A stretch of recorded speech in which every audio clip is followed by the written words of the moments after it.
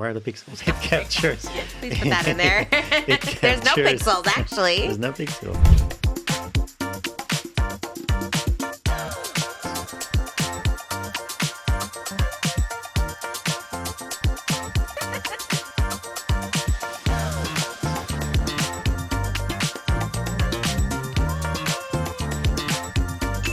Hey guys, welcome to our Valentine's Day episode.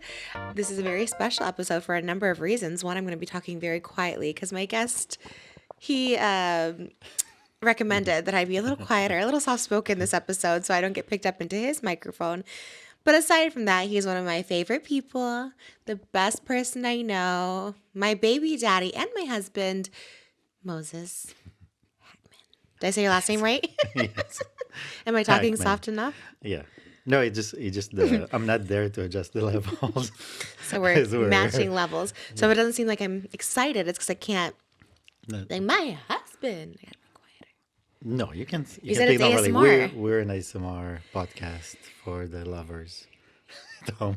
For the lovers at home, this is the ASMR podcast. It's very chill vibes here today because it's literally just me and Moses, and it feels almost. Well, now it's chill. Until now, it was chaos. Yeah, we had a photo shoot. We had interviews with people. Malibu didn't want to leave your side. I couldn't find an outfit that fits. Happy Valentine's Day. Happy Valentine's Day. to My you. forever Valentine. You look so good in all pink. What? Couldn't find your white shirts either. That was a crisis. But you look- Honestly, I like this one. I like the gray and pink. I like it too. It's giving 50 Shades of Grey. Well, Wow, will babe. you be my Valentine? Oh, yes. We filmed this. This is going to go after Valentine's Day, so they're going to be like, a little late. Okay, we'll put This a is- little slide. It was filmed on. Before Valentine's Day. Thanks, babe. It says my wife. Oh my gosh. It's with an accent. My wife. I saw this. I thought this was I a know. I little was like decoration. hiding it here, and Well, suddenly it you wasn't hidden. started organizing things. I'm Well, like, we had no. our photo shoot. Oh my gosh. Oh, babe. To my wife. To my wife. My You already wife. did so much. You decorated the set, the bear. Oh, a little ASMR. This card just kind of had exactly what I wanted to say on it. Oh So Isn't it funny how they know how to do that? Card companies. yeah, they're pros. We're so good together. I love the way we know each other, heart and soul. I love our shared dreams, our wild adventures, and our perfect moments side by side. I love growing closer as time goes by. I'm going to cry already. I love our yesterdays, our todays, our forevers, and most of all, I love you. That makes me cry. I don't know why. Thank you. I feel the exact same way. I'm going to be emotional. I'm like, oh my gosh, this is like, sorry if I'm like looking at myself. Because it's like, it's flipped around now. Yeah, usually I see the screens, but no. I mean, you're kind of in my close-up, but it's fine. I was distracted because I was like, what is on the side? And I was like, oh, it's you on the side. We love you in my close-up, though. Oh, my God, this is so cute. Oh, my God, I'm going to, like, cry. Thanks, babe. We said no Valentine's gifts this year, but... I saw this one and I was like, well, it just fits so perfectly to you. Wow. See, but that's the thing. All year round, you always, like, you'll come back from the mall or from anywhere, and you always, like, bring me a little gift. You're like, this reminded me of you. That's why I don't even care about gifts because you give them to me all year round. So on holidays specifically, I'm like, oh, I don't need a gift. You can always give me gifts, and I love them. I do love gifts. But I realize love language, speaking of love, my love language is acts of service because Moses just be doing the most for me, and I just fall more and more in love with him every day. But Is it the right way? yeah. So this one was an 8 infinity. And I haven't seen that before when the infinity Yeah. It's is usually the other vertical. way. Usually it's horizontal. Oh my God, But that the is infinity crazy. is vertical. So you get both your number 8 and infinity. And I don't know, it was just perfect. This is like, you're right, because it's always the other way, like the emoji and stuff like you that. have one that's like 888 or it's like, it's But this horizontal. is 8 infinity, and I love 8 infinity. It's an 8 year this year, 2024. Oh my gosh. Thank you, babe. I love 8s. I do. Every time I see an 8, oh my gosh, it's so, every time I see an 8, it's just like a sign. I love the abundance. I'm an 8 baby. I was born May 8th. 88. I'm really 8. I'm very 8 heavy. Oh, Yeah, thank you and so you like much. infinity, the symbol, Oh and my gosh, I do. Thank you so much, babe. This is welcome. actually is so perfect. Right? I mean, you can't pass that. Like, you Might be can't be my like, no, this year I'm not getting it. Oh my God. Might be my most favorite one yet. Thank you so much. I have my mom locket on today, my little heart one. It fit perfect today. But this episode is not about me, it's about my guest.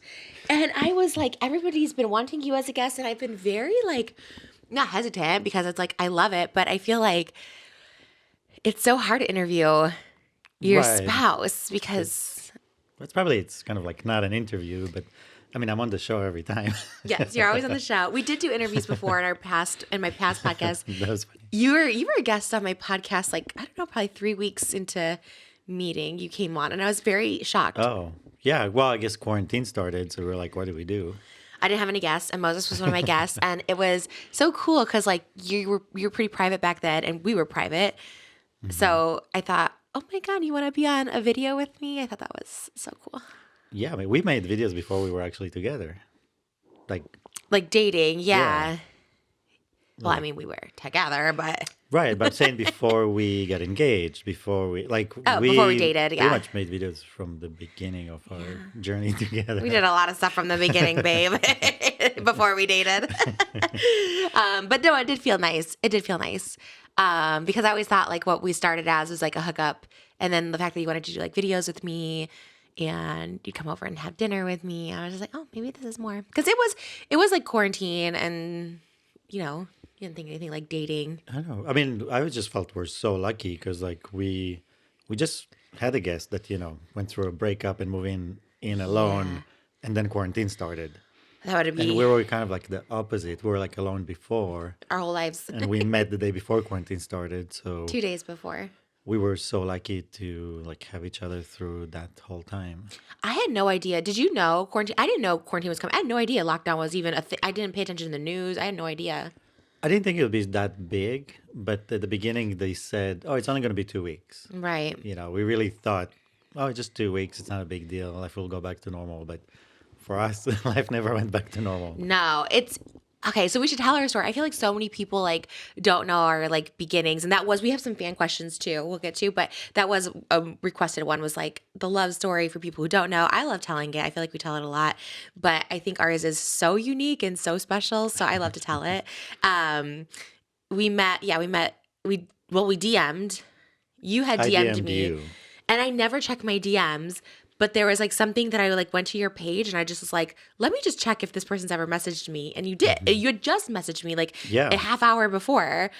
Yeah, you And replied to me so quickly. I was shocked. I was like, "What? How did you even see that?" well, right. And it's weird because I never would check my DMs or anything like that. And it was a Friday night, I remember, and I had my glam done. And now you know how important glam is to me. If I have glam on, it was like I have to go out for glam. And so I really wanted to see you that night. But we did talk all night. We like texted and Yeah, we texted a lot. we texted like we were on ecstasy that night.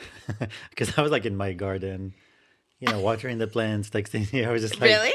You were yeah, so we're intense. We're just basically you were my company that evening. Yeah, It was almost like a date. And it was. DM. We have the first text. I should have, you know what? I should have actually written it down. I have my phone down there. But you remember we looked at the very first ones. It was so intense. Yeah, we just jumped into it. It was like I don't even know. There's something like with Romeo and Juliet. Then And it was like Hugo, I follow you. Yeah. Like, there was some serious stuff. Yeah. it was and like knowing you now, I'm surprised. Like knowing me, I'd be like that intense. But now knowing you, I was like, wow, that was so intense for the first night for Yeah. you. Well, I am an intense person, but also sometimes I match the person in front of me. So I guess it was that combination of matching your intensity. My intensity. I like it. And then we went out the next day. You took me out. You picked me up from my mom's house Yeah, because my you mom were at lived your close mom's. to you. Yeah, kind of drove around the block a couple of times to make sure I'm in the right place. Oh, yeah. We So I saw guess- you. We watched so- you. And they were in the balcony, kind of looking out. Yeah. My sister saw you circle a couple times. And then I came out and I was so nervous. Yeah, but I guess now I know. But at the time I didn't know. 'Cause You didn't know I was what? that you were nervous. Really? Now I would be able to tell. You couldn't tell. I was like so nervous. I guess You were just kind of very shy, very quiet, very like yeah. I had taken Xanax, not just because of the date, but I was just like taking a lot of Xanax back then. And I was nervous. I was just nervous. none of my relationships were working out. I was just messed. I think it was like a year and a half of like not dating, but just hooking up with like awful people that didn't like me. So I think I was just nervous. I don't think I was like on a real date in years before that date. That's why the day before when he was like, kind of like, let's meet, because you were like, full glam. You wanted to be like, I Yeah. want to meet now. Yeah. And I was like, no, we should go on a date. Like, you should, Yeah. That was so sweet. make reservations somewhere, pick you up, go on a actual date. And you took me on the water. And I did sleep in my glam that night because I was like, you know what? Tomorrow you'll see this glam. It looked pretty good though. I have pictures. Even the next No, day. it looked beautiful. Thank you. God, looking back, I was like, God, I did look kind of good back then. It is crazy. Still look good, but quarantine was rough for me. I think I just hit a snag in quarantine, but then got pregnant, and then it's just like most people say you're the glow up, so I don't know. The glow up is now. We are married. We met at the pandemic 2020, March 2020, so it's like almost exactly 4 years. We got engaged that year, bought a house the following year, bought 2 houses really, going on our 3rd house, and have a baby and one on the way. Yeah. And we got married. So it was, we moved quickly. We have a pretty good, we're accomplishing a lot fast. Oh my God. As far as a couple. Yeah. It's kind of amazing. I mean, we're on the accelerated course, I think when the older you get in like a good way, and we heard this even from one of our guests who was like 30, she's like, you just kind of know more what you want and what you don't. So you're just like able to like cut to the chase quicker. And then of course us, we were just like older, and it's just like me, I was like ready to have babies, and you're kind of at that space. Even though like when we first dated, Moses was definitely not rushing into the babies. I was gonna rush in. I was like, let's just have babies right now. But it's just like, yeah, kind of know what you guys want and what you don't want. And yeah, I mean, I did rush into the relationship, but I was like, I don't know, I was like, there's a couple of steps before a baby. Yeah. That's all. I was like, yes, babies, but maybe a house that is our house, and getting married, and then having a baby. It was good, I was honestly. like, maybe the right order. Right. Well, I mean, I guess people have their own paths, but it was a great order for us. Yeah, no, I mean, it made it more stable and comfortable, and that's what I mean by the right order. It's like, Yeah, it felt. we weren't moving when you were either about to give birth or having or setting up a new house when there's a infant in the house, Oh my God. Now, again, everyone has their own path, but like thinking about having like Malibu, because it is beautiful to have your kids at your wedding. I do think that's really cute, but having her at our wedding, it would never, I don't even think I'd make it down the aisle. Malibu would just be like, you should be the bride. She'd be like, I'm sorry. This is my Abba. Okay. So, it all did work out good. We'll have a vow renewal or something where they can all be there. Yeah, no, I mean, I'm down to get married as many times as you want. Well, we did. I think we had 2 already. Do more. We had a few more plans, so. Yeah, that was our love story. And then, stuff just happened that summer. It was a wild summer. I was wild and learning each other. And well, I had no idea what I was stepping into, so.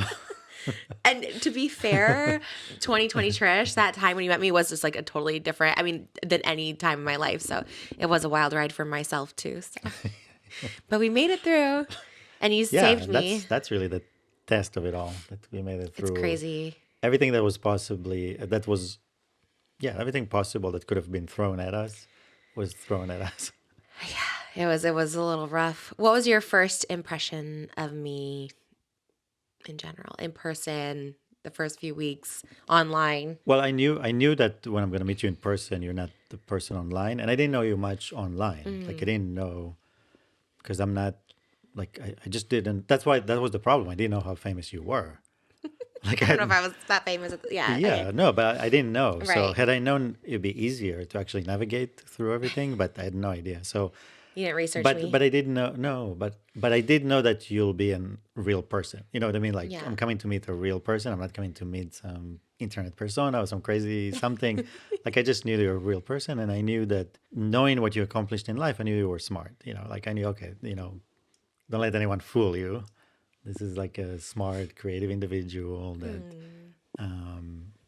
So I came with very open mind and ready to meet you. And then, like I said, you were very shy and quiet and, beautiful. And I don't know, but I had an immediate something, because I feel like our connection is almost like has a past life in it.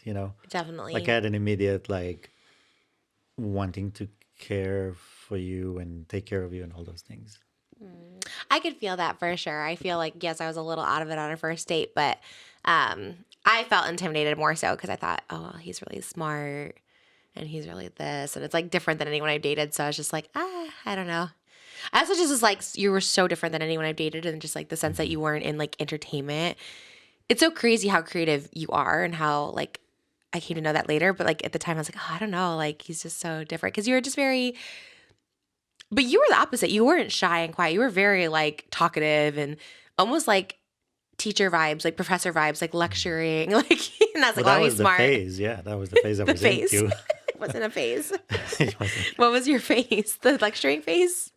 Yeah, because I was like doing that online. I was doing, I don't know, I was learning a lot at the time and I was like teaching a lot at the time. So it was like a lot of that happening at Yeah. the same time. And when I get excited about something, that's all I'll talk about. So had you met me, I don't know, 2 years before that, I would be talking about water nonstop. You know what I mean? Right. Like You were when in you a met me different. at that point, I was talking more about like, the human psyche and stuff like that. Yeah, that you were. So You were analyzing. You were like going deep. yeah, so it's Asking just about like my wherever I parents. am at that moment, I'm just there. I don't, it's kind of like, it We have just that in common. naturally flows out. Yeah. What phase are you in right now in life? Husband, dad phase. So if you were on a first date, you would just talk about your wife and You kids. and my kids.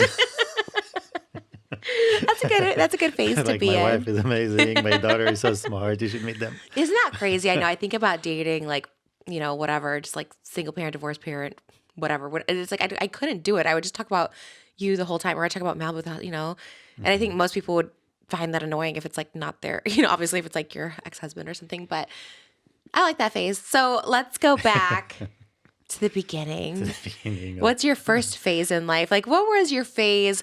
You're dating in high school. What are you talking about on a first date there? I don't know. Well, in high school, I was very like hyperactive. It was very like physical. I had to be on my bicycle, rollerblade. I had to be outside all the time, do things.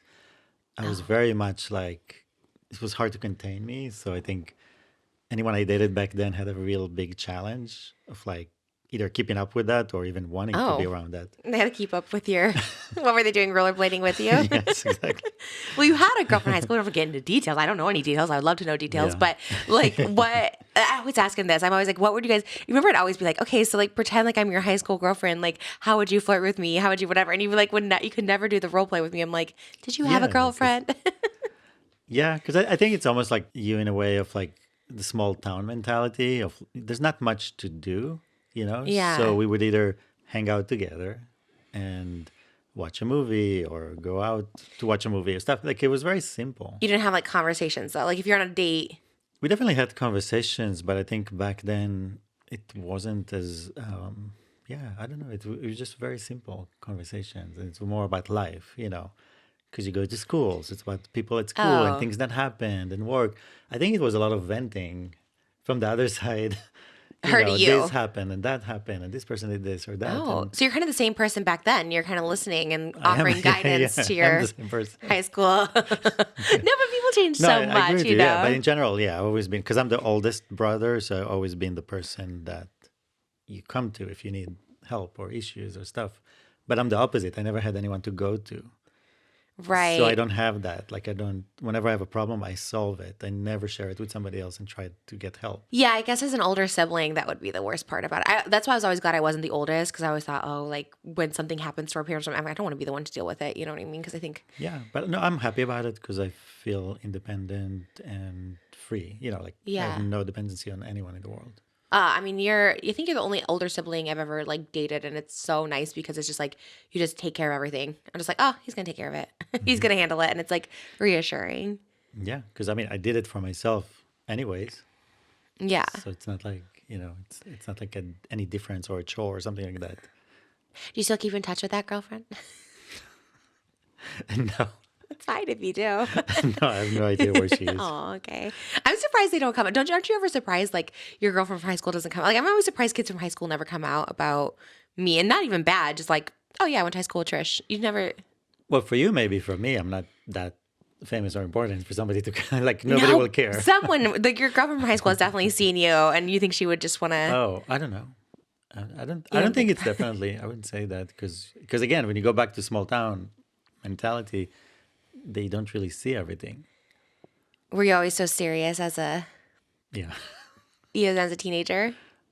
Yeah, too serious. Yeah. Back to high school, you.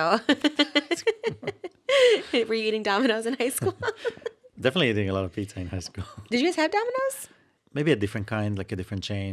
Oh. We definitely had like Pizza Hut, Oh, I okay. think. Yeah. Maybe that's why I still like Pizza Hut more than Domino's. Maybe high school memories. But I think you're one of the funniest people. And I think people see that on the podcast now. I think people are like, oh, we see more of Moses' personality, which is like surprising to me too. Cause I never thought you were funny until like maybe a year into our relationship. I was like, oh, he's really funny. But you come across so serious. But were you like, did you have that same sense of humor in high school? Like as a teenager, do you think people would consider you funny, or did you never show that side? Because you say you show it to certain people. Yeah. I mean, I'm in a way, I am a clown, like, and Not like Austin McBroom clown. no, not in that sense, but in a sense of like in my mind, there's clip always a joke. There's always something. It's gonna be a clip of you being like, in a way, I'm a clown. It's like, oh no. But there's always a joke in my head going around. Whatever happens around me, we're doing stuff like I'm always joking with myself in my head. You know what I mean? So it's just there. But then I think because like most of the time I'm serious, and when I deliver a joke, I'll deliver it in the same seriousness. So it either comes off as weird or misunderstood, unless somebody realizes, oh, that one was a joke. Yeah. That was not a joke. This was a joke. And then it's funny. But Get but it otherwise, first. because you say it yourself, sometimes you see me say a joke and it goes over people's heads. Always. Or, right. I try to laugh for you. I'm like, oh, let me give you a but laugh. it's fine. I'm fine with nobody knowing I made the joke. You do sneaky ones. It's actually really funny. Or quiet jokes. Sometimes you do a quiet. We were out to Yeah. dinner last night with like a bunch of friends, which we never do. It was like 8 people. And sometimes you make little quiet jokes that only I hear or something. I'm just like, is that for me, or is it just a quiet one you're It's trying for to me. slip It's in? in my... Just like, I need to say this joke. You're pretty funny. I do think you're funny. I think you have a good sense of humor. That's why I would love to know like teenage Moses. But I wonder if teenage Moses and teenage Trish would have gotten along, just even as friends. Probably. I think most likely in teen years we would have. In our 20s, we would not. Because you were judgmental too, you said in your 20s. Well, we were just so different Yeah. type of... We are the opposite as far as a person. But And, similar. yeah, but on surface level, when you see a person, Oh, right. we're opposite. Yeah. So if I would have seen you, I would not think in any way that that's for me. You know what I mean? Like it was... That answers one of our fans' questions, who literally was like, did you see yourself marrying someone like Trish? I have it written one of my things. No, so back then, no, it would be the exact opposite of what I thought, but my thoughts were wrong. You know what I mean? Like that. And I think that's the biggest thing about relationships is like what's good for you is not necessarily what you think is good for you. That is definitely true. And in general, don't follow your thoughts. They'll just mislead you. But there's a... I don't know. It was a big surprise to me that we, like the way I felt about you when we met and the way I felt about you after and all that. But again, I saw you, the person outside of all the glam, Yeah. and all the shiny Literally. objects and the pink things and and it's a completely different thing. There's a completely different person in there. So, but what I'm saying is that the judgment would have kept me away from seeing that because I would be stuck in my judgment of you and not get that deep to see who you really are. I think that's a lot of people. I think they just judge the outer. And that's what's hard about being online or just being a person in general, is like getting that past that initial judgment. That's why it's hard for people to date in general. It's just like, especially on dating apps, you're looking at a list of things and you're like, well, no, I don't like that about them. I don't like, without having to like get to know them. Because like, oh yeah, on paper, it's completely different. Then if I met somebody that was exactly like me, so they would be like the same, basically, and it happened like the same person, right? Same interest, same everything. And it was just so boring. It was like being with myself, there was nothing interesting. There was nothing, there wasn't any new thought or interesting idea or like everything was just the same. There was no challenge. Definitely no challenges. Yeah. And I think, I wouldn't know how to deal with that either, having someone exactly the same as you. I don't know. We have a balance. We have the yin and yang, which is very much you. Scorpion, Taurus. Yes, it's very you vibes. What are your thoughts on thoughts? You said to not let your thoughts like guide you too much anyways in general about love, but just also in life. Well, it's very clear and very easy. Every thought is a lie. There's not one thought in your head that is actually you or for you. They're all against you. So the only thing to go by is it's kind of like you can say maybe a gut feeling. That's the closest thing to describe it, Yeah. but it's not words in your head. If it's language in your head, that's the opposite. That's like yeah, like if you see the world as like a spiritual world of like good and evil or God and the devil, whatever, evil is the thoughts, Right. and the goodness comes from within. Interesting. So, like the thoughts, because we have them all the time, and why do we have them all the time if they're like these inherently evil things? You know what I mean? Why can't we just like shut them off? Well, it's not. I mean, we don't have them all the time. It's more whether or not you tune into them. Yeah. So think about your head as like a radio. There's lots of channels broadcasting all the time. So, and you can tune in to one of them and suddenly feel horrible about yourself, or you can tune in and feel happy about yourself, but they're both equally bad. Right. Like it's not you. It's a channel you're tuning into that's not you. So the thought, it's always out there, and the key is just to ignore them. Actually, just ignore them. It's not about fighting them or trying to figure out what. Like anything you'll do is just another thought. Right. Just let it Trying pass. to fight a thought. Right. Yeah. So I usually say it's like the clouds. Just watch them. Let You them love go. clouds. Like comments on the internet too. I don't listen to the good or bad really. I try not to Yeah, interact 'cause too they're much the with them. same. Yeah. So I- you just watch them go by, and as they go by, suddenly you find yourself. Suddenly you're like, oh, now I know who I am. I'm this thing that is watching the thoughts. Yeah. I'm not the thought that is running my head. I think that's like such a thing I learned later on. I feel like I learned it later, and that was like something you always kind of knew was like these things, and we both found that, and I was like, it is so true. When you stop listening to thoughts, it's like you just you can just exist, which is like kind of the beauty of life. Yeah, and I didn't always know it. I learned it later in life, but I definitely let thoughts run my life for a long time, and it was horrible. It is. It's like that's being like a prisoner in your own head. I feel, which I think is like one of the beautiful things about you. Okay, water. Why and where did it start? And what's your love for it? Let's start with the why. Like, why water? Yeah. Is it just like a cup of water? Is it any water you see? Does it excite No. you? Yes and no. No. Okay. No, I mean the water is the best symbol for our soul, right? So even if you don't believe it, let's say you just want to use it as a placeholder, as a symbol for the soul, it's a good way to talk about the cycle of life and our spirit and our soul, who we are, what we are. But I believe that the water is the soul. I think that's the actual thing. You know what I mean? So it's not the rocks. Like on Earth, when you think about the planet, there's water and there's rock. That was the beginning of life. There was nothing else. And then the water breaks down the rock and builds little things, and it builds the plants and animals and people, and the story of Genesis. So water is the thing that is alive, and rock is the thing that is not. It's just passive. So I think we grew up thinking the opposite, that we're ashes to ashes, dust to dust, but we're actually water to water.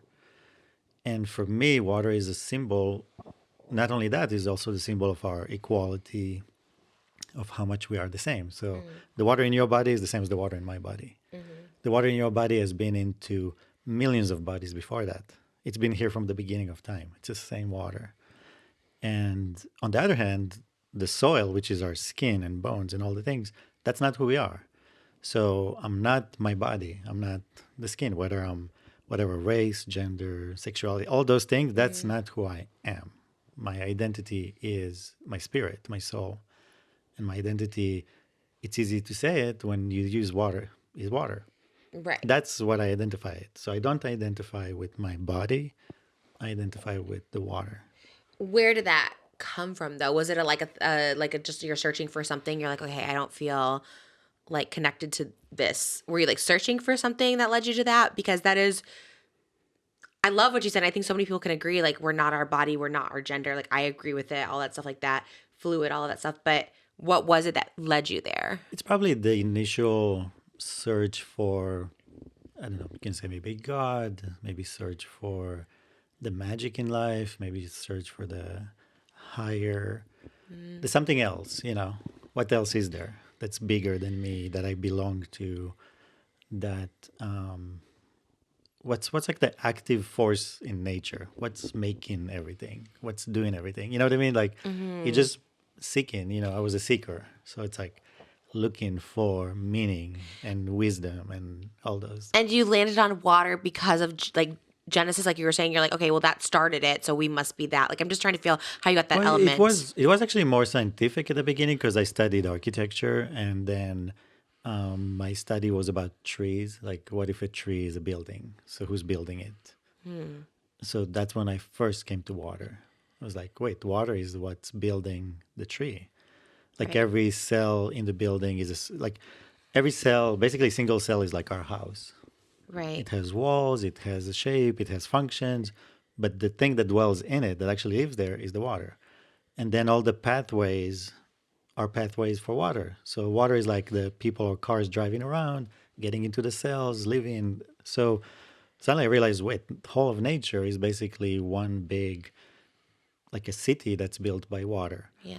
And then, as life evolved, it doesn't want to be like a tree is stuck in one place and it's dependent on whether it's going to get the sun and the water and the food. So the next step is to basically have freedom of movement. So we are walking trees, basically. That's the idea. Yeah, that I mean that makes sense in that regard. Yeah, you can go to the water, get it. You can go and get the food. You Yeah. can. Well, even we're pregnant now and like seeing like the baby be just in fluid, like it's literally in water. You were still made in water. Like Your you water can't make breaks. babies Yeah. without water. Like that's where babies are made. Life is made. Do you ever get sad that you'll never have your water break? You can never feel the rush going Well, I through was you. definitely sad the majority of my life that I could not have babies. Yeah.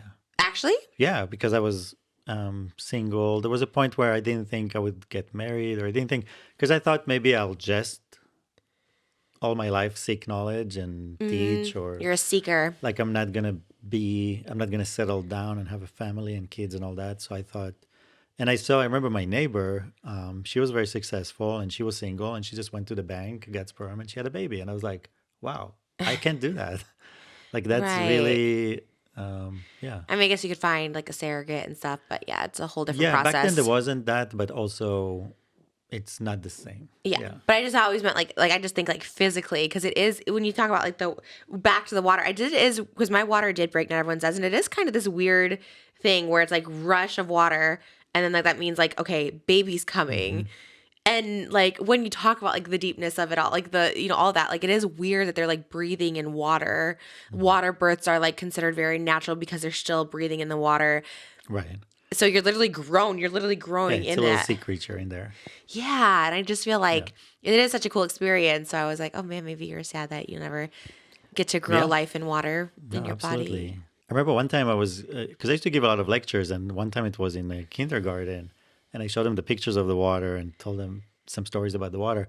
And this one kid raised his hand, was like, and I didn't even say anything about that. It was like, I remember when I was like a dolphin in my mama's belly. Really? And I was like, I was shocked because kids know everything, they forget it over time. But it Interesting. was like a 3-year-old, and I was just like, oh my God. Like, I feel like, yeah, you might. Some people can like recall those things. I mean, there's a reason I feel like we can't remember these things. We've talked about this because it get real spiritual, like the secrets of the universe. Like when Malibu was first born, she really seemed to like know so much about where she just and came she would from. look at things and follow, like, The she sees lights more and than she would see that we see. stuff. And so it is interesting to see that. And you're just like, there's a reason we don't remember because I feel like you just came from this place, like wherever you want to call it, but you came from somewhere and you don't remember it, but it's probably for a reason because you're not supposed to know the secrets of the universe, maybe too much knowledge. Well, we're here for a purpose. So basically, while you do that, you're here to do a job. So when you do that job, you can't, like, if you saw and knew everything, you wouldn't be able to function. That's basically, Yeah. Because life is more about like the it's like experience. horses, we put blinds on their sides because Yeah. they get too stimulated. If they see too much, they get too stimulated and Oh, I they didn't can't know. focus on the work. Yeah, that's didn't why know they that. have those Oh. things on the side. That's what I love about you, just like random facts that You're like, that's why the horse have blinders. It's like, So okay. we have blinders too, and that's Yeah. part of our journey here. So, what age were you discovering the water philosophy? Because I don't think I've heard anybody. I read so many of those books. Like, I don't think I've heard anyone. Do you know of anybody that you like watched? Yeah, I mean those do- now it's there's definitely more mainstream now. It started when I was in college, so I was there from like 2002 to 2006. I was doing all the study. think 2007, 8, after I graduated, was like the big breakthroughs that I made in like the ideas that I was trying to get to or discover. And then 2013, the year of the water snake, that's when I discovered Faces of Water, how to photograph water.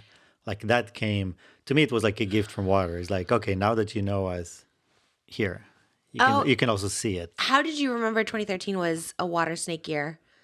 Because I just knew it's going to be the year of the water snake. I was like, something big is going to happen. And it happened the first Oh, day of you the year. knew. So it's kind of like us knowing it's like the wood dragon this year. You knew it was going to be a water snake. So you're like, okay, something big's happening.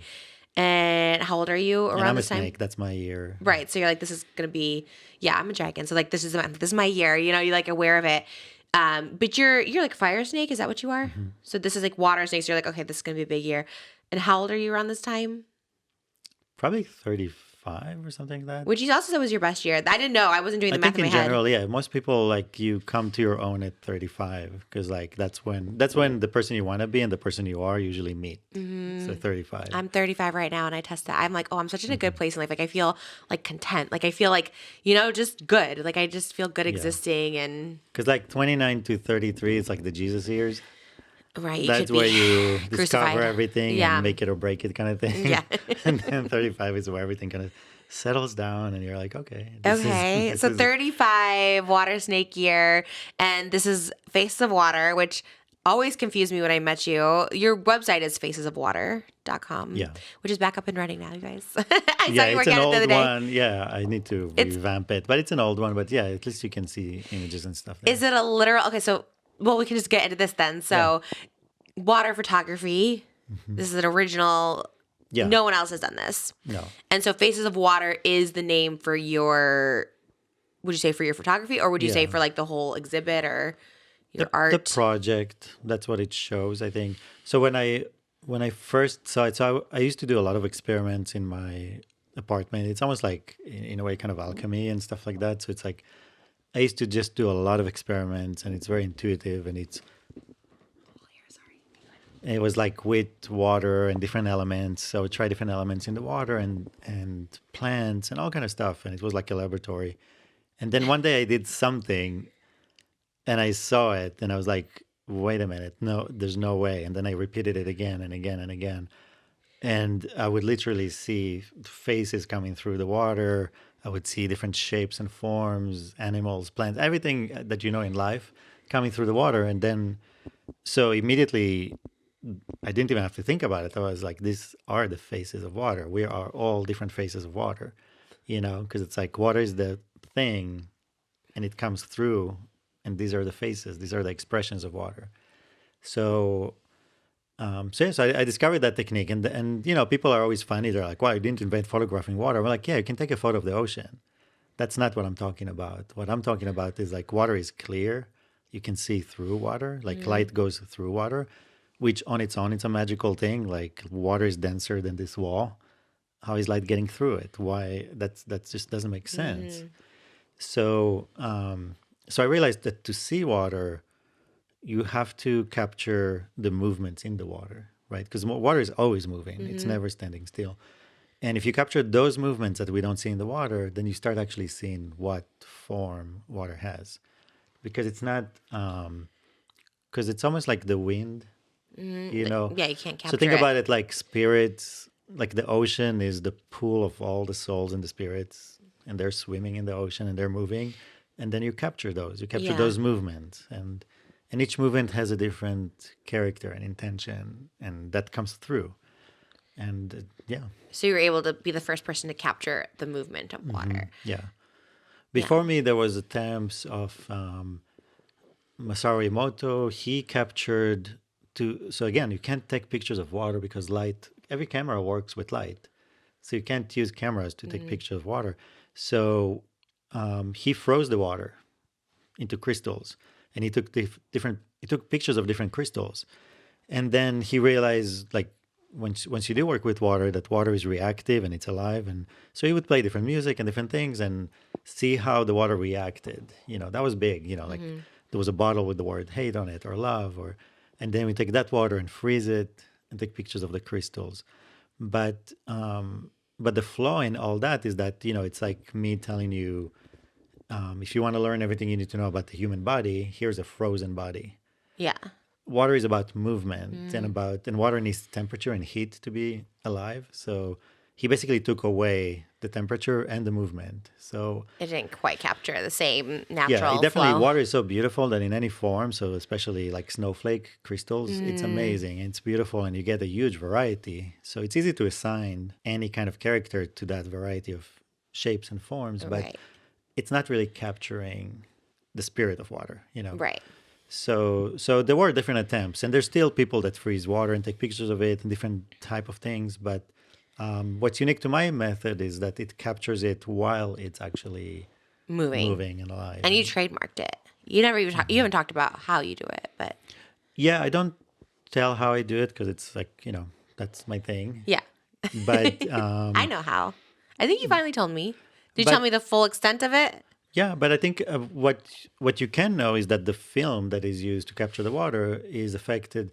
Normal film is affected by light. It's actually silver. Like when we take photos, there's silver in there. And silver is sensitive to light. So when you take the picture, the light burns into the silver and you get an image, a negative of an image. And with water, the film that I invented is sensitive to movement because that's what you want to capture. But just water, just liquid movement. Not yeah. you moving. Like if you're moving, it's No, not. just Yeah. water. And then the film itself has to be flexible to the movement too, because it needs to go into the water and capture a three-dimensional movement. So we have a liquid film that's sensitive to movement that goes into the water. Right. And the film itself is made out of nanoparticles. So it captures, you know, where are the pixels? It captures. Please put that in there. It There's no captures- pixels actually There's no pixels. because it's It movement. captures the movement to the finest, smallest particle. So Yeah. that's why the images are so fantastical. Like they're so fine.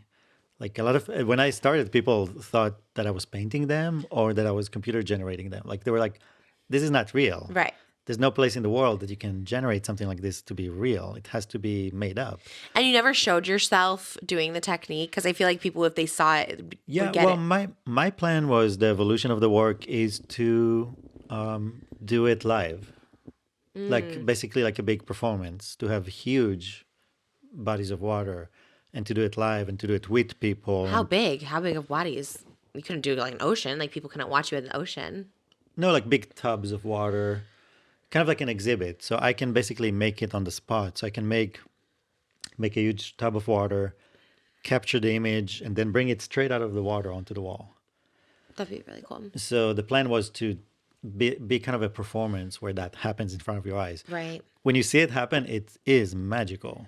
It is absolutely out of this world to see it form in front of your eyes. Especially if you like right away move it up and you're just like, and how long, you said form, how long will it take to form? Is it instant? It's instant, yeah. So what you see when you bring it out is exactly what's going to stay there. It doesn't just like, Yeah, it no. doesn't continue to move or anything. No, it's instant. Because I don't think I've ever seen you do it. No, you haven't. I haven't taken images since. You should take an image of when my water broke. You should have gone in Just there need and to capture some. Yeah, well, you didn't know at the beginning. You were like, I'm not sure. oh if I-" yeah, you know. darn, we really missed an opportunity there. That would have been, or if I did a water birth, that would have been really cool too. Because when I first came to your place, you had a book called Water Babies. And I Yeah. thought, oh, how interesting that is. And I guess knowing all this about you now, I mean, maybe I would have looked into water birth. Well, we had to do C-section anyways, but it'd have been interesting to get. I don't know if at the time of birth you'd want to be. Yeah, filming. right. You want to be, I mean, I am the Present. kind of person that would. That would, yeah. You know, I have the capacity to multitask and be both present to the birth and get the image, or at least capture the water and then do it later. You know. Yeah, that would have been cool though. But yeah, it can still happen. Oh man, do you ever see Pocahontas, the Disney movie? I think so. Did we watch it together? I don't know if together, but There's a whole some point. song about the thing I like most about rivers is you can't step in the same river twice. The water is always changing, always yeah. flowing. You know that one? Well, I know the original quote. Like they quoted a philosopher. Oh, Yeah. like, Really? You never step in the same river twice. That's a quote. That's a oh, saying. oh my God! Disney stole the lyrics from somebody. Well, I mean, the concept is a concept. It's a philosophy, but yeah. But we watch a lot of Disney movies, and like the theme you noticed, and I like never noticed until you. It's like everything is like kind of water based. Oh yeah, I mean, Frozen 2 is they talk about water having memory and being alive. Moana, when she's a little Moses, she parts the ocean. you know. Yeah, and seeing her grandma in the ocean, the spirit Mm-hmm. literally come out of the ocean. I'm getting chills now. No, it is. It's It's wild. Do you think they, and it seems more recent in Disney movies, but I guess Pocahontas too, but it's like, do you think there's some message like they're trying to put out, or do Yeah. you think it's deep like that, or you think it's like just not that Hmm. deep?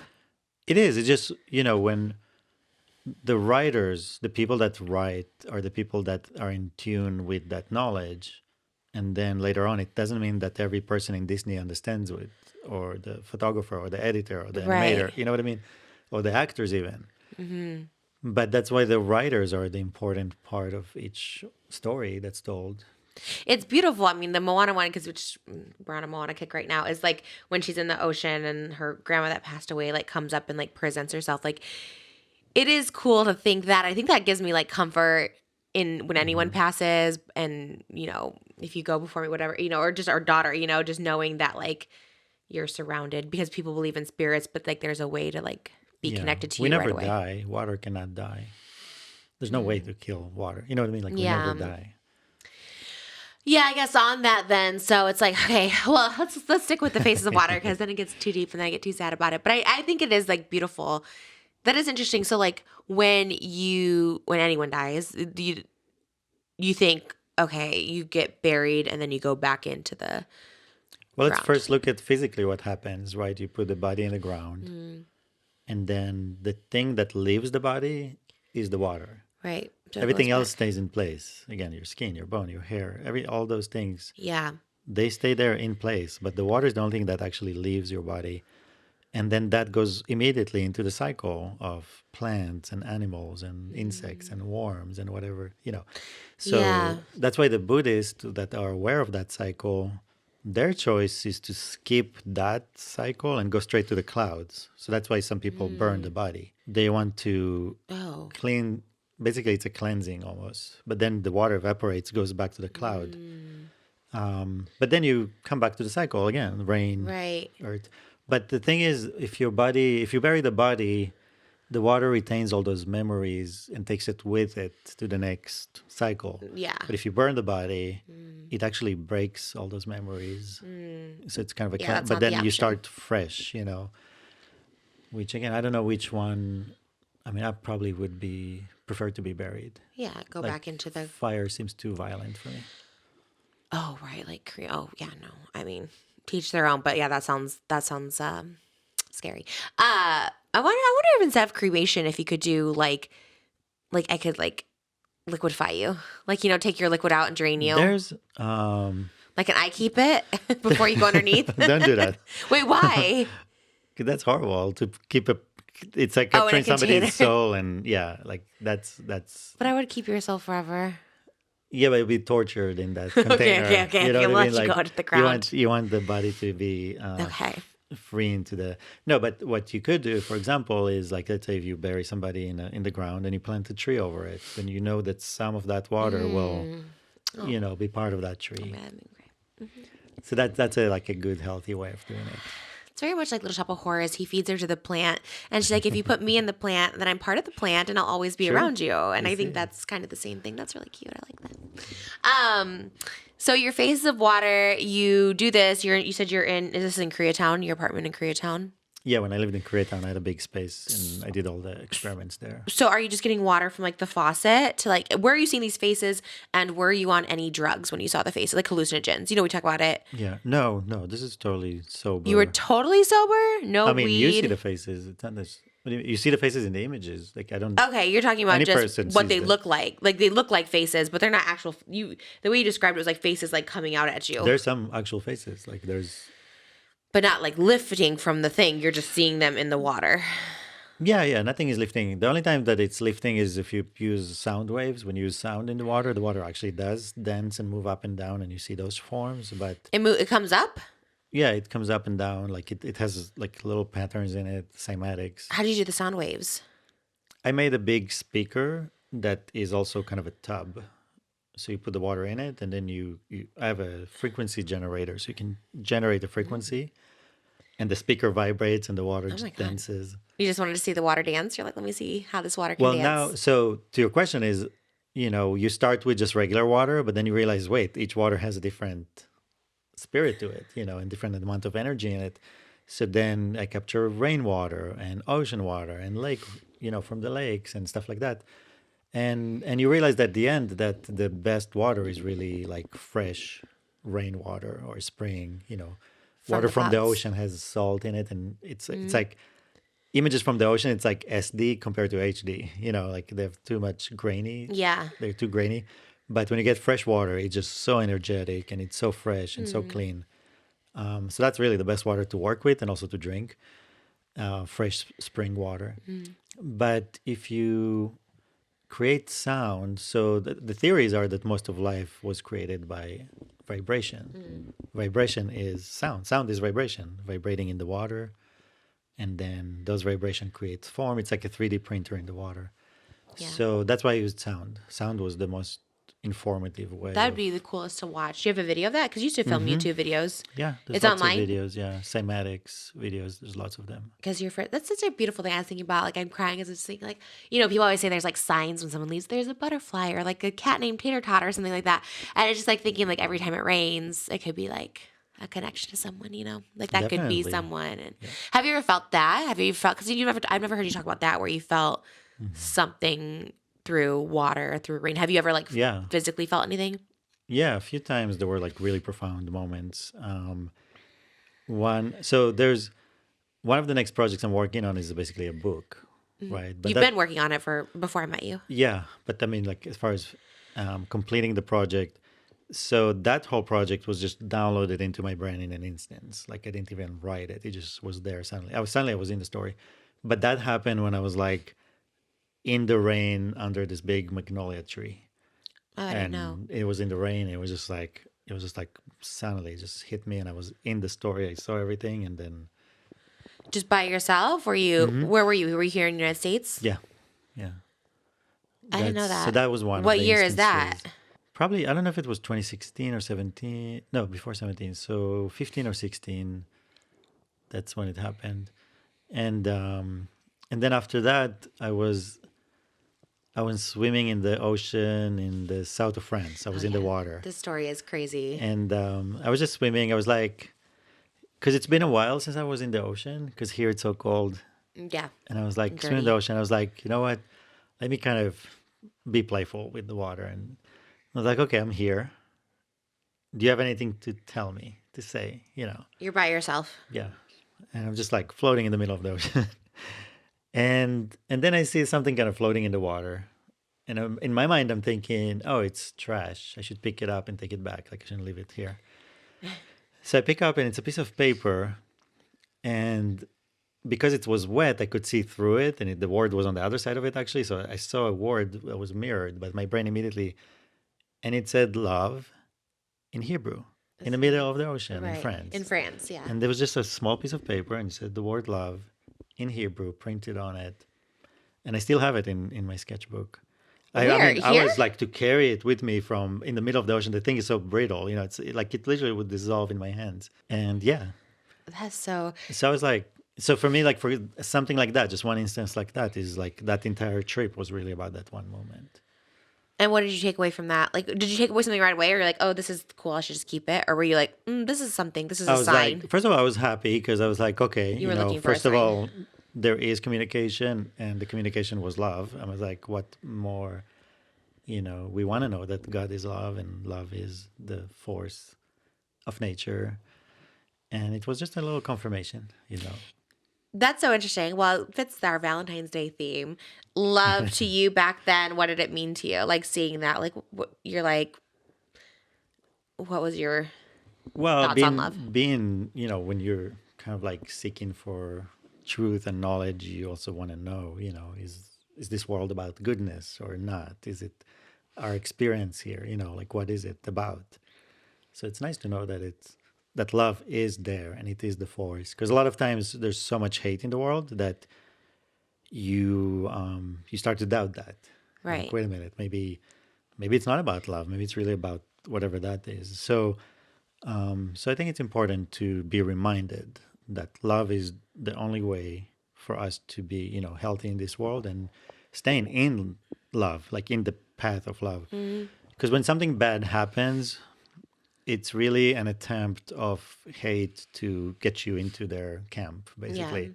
So that's why it's so important not to fall into that trap. Because right now in the world, that's what you see right now. Right now, there's so much hate happening. Yeah. And the problem is, like, I see everyone just falling into that trap. This is around your 35 year water snake year. Okay. Yeah. So, but what did love mean to you at that time versus how you perceived love as like a teenager or a young adult versus love now at 35? What was the difference? What did you see? What did you perceive it as? Because when you're a teenager, love is more like, I don't know, lust and, love is more physical and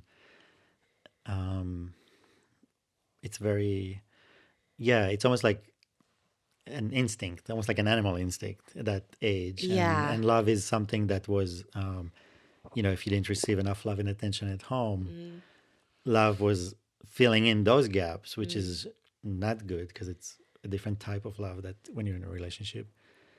But when I was older, realizing that love is basically no judgment, that's love.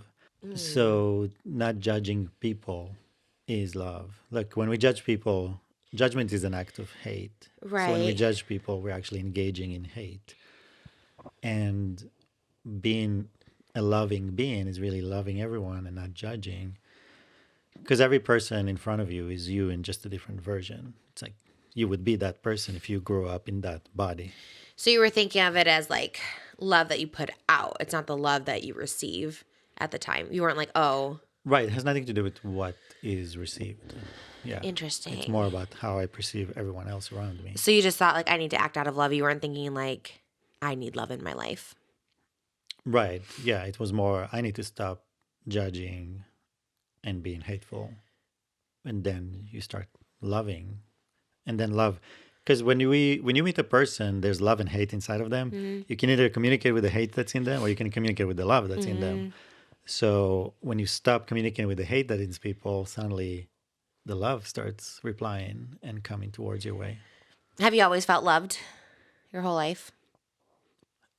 Yeah, but not by people. But you always felt like, okay, explain that then. I always felt God by my side. Okay. Always.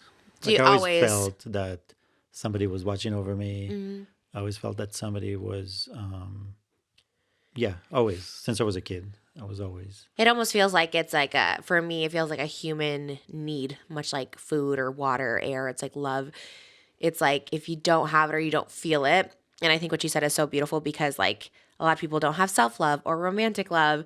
And it's like, what's the other love you can find? And it's like, yeah, someone or something watching over you. And I go back and forth with that too, because you were saying it's you always felt like God, so you felt like, what does that mean? Like a person or something, or just like the world loves you? Like how would you describe that? Yeah, 'cause I think when we were young, we feel a lot of times that we don't belong or alone. But that doesn't make, I was kind of logical. I was like, that doesn't make sense because I'm in something, right? Like this world, this nature, this whole thing. I'm inside of it. I belong in it. It's mine. So, Like here for a reason. yeah, but also physically, like this is your world. You're in it. Like it belongs to you and it's part of you and nobody's alone unless you're floating in space by yourself. So, like that's so so for any person that feels like I'm alone or by myself and all those things, you kind of got to snap out of it and walk outside. Yeah. Hug a tree. I mean, if you don't want people, that's fine too. I can understand that. But, get a pet, hug a tree, but know that you're belonging to something because it's not healthy. It's not healthy. Like in our body, if there's cells in your body that feel like they're not part of your body, then they start almost building their own entity. Right. That's cancer.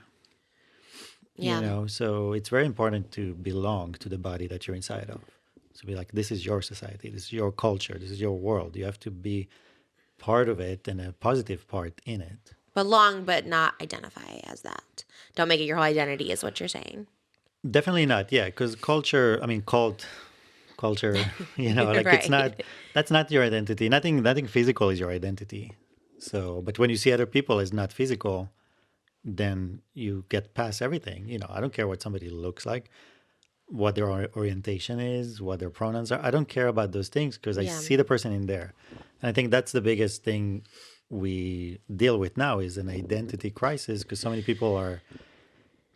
I think when we walked away from spirit, then people are like, but I don't feel like my body. But, maybe I'm an atheist, so I don't believe in anything else. So I'm like, so suddenly you're in a problem. Like you have nowhere to go with it. So you Right. try to modify your body. I'm like, no, but you have a spirit. Like there is something that is not your body. You can Yeah. have a feminine spirit in a male's body. Right. You can have a more masculine spirit in a female body, and that's fine. And then if you want to modify the body, that's great. But know that yes, there is something else in that body, Yeah.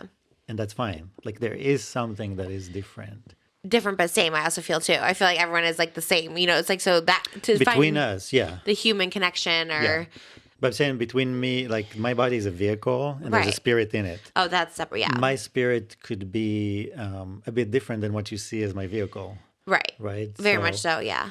So that's what I mean. And but if somebody doesn't think about the spirit, then all they Yeah. have is the vehicle. And then I'm like, okay, you can do whatever you want to the vehicle, Yeah. but you're still gonna feel, Well, I think that's why people feel so like energies, like they feel like because it's kind of the spirit, you know what I mean? When you can feel someone's energy, you can feel like what they're feeling, the goodness, it's like it can change the way you perceive a person too, like their spirit versus their, like you said, the way they look.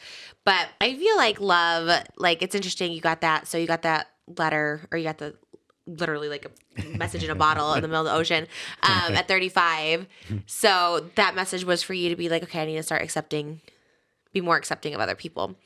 Now, how do you perceive love at this stage in your life? Like if you got that in the middle of the ocean now, like what would you take that as? You already know to accept everyone.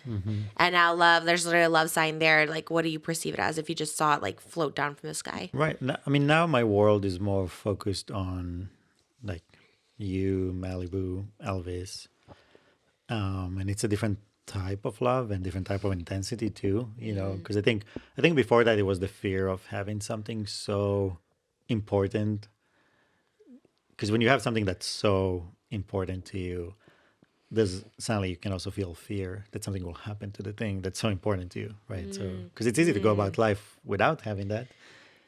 So I think that's probably when I think about love now, I think about all of you guys. Like that's kind of like Well, how do you, that's like a good, not to get sad again about it, but you were saying like, how do you, because I feel that way too. I feel like love saved me and I do believe it. I think you saved me. I think Malibu saved me. And like love is like, to me is everything. I'm just like, oh man, like how did I function before self-love, romantic love? Like I'm just like, oh my God, how did I even function?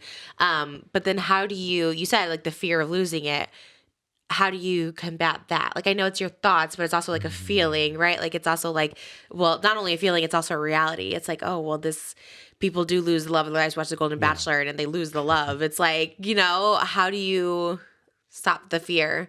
you have to ignore it. Like you said, it's a thought in your head. So you have to ignore it because if you let that take over, you just lose the present time with the person you love.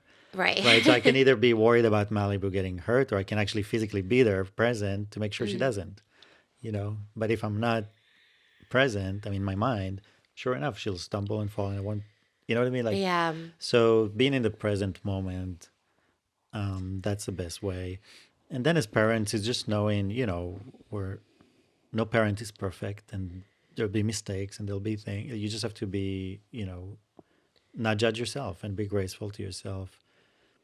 Every parent does the best they can do. Yeah. Every parent in the world, the worst one you can think of, they did the best that they could do. That they could do. Yeah. That's what they could do. That's the best they could do. And for us, it's just to, forgive and move on. How would you rate love and importance of like 1 to 10 and like the theme of life, the scale of life? Like how important is love in the whole grand scheme of it? It's beyond the scale. I mean, it's outside of the scale. You think it's just its own thing. That's like I said, it's like that's the current in nature. That's the force of nature. That's what everything needs to be built on. What advice would you give people who don't feel it?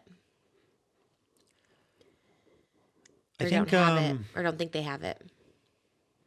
Right. So what happened is probably something bad happened to them. And what they don't know is they got hurt twice. Somebody hurt them, but then when somebody hurts you, now you judge that person and you hate that person. So that's how they also robbed you from staying in love. So the key is to find who hurt you, forgive them, and not take on the judgment and hate that you have towards them. You have to let that go, because otherwise they just recruited you, basically, you know.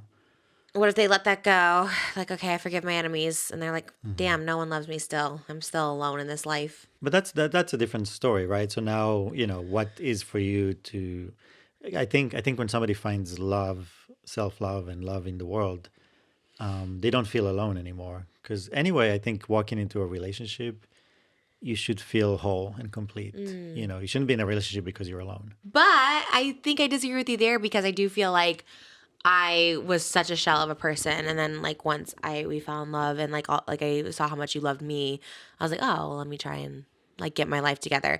I feel like I was like completely shattered when we Right, but were dating. that's what I was talking about. Like when love talks to the love in the other person, then that love starts to take over, right? So it's not. It happened from this direction, but if it happened from your direction, it'd be the same outcome of you taking out whatever you felt that was not good or not you, that you didn't want to have in yourself, Right. and finding yourself, and then again love would appear. It'd be the same thing.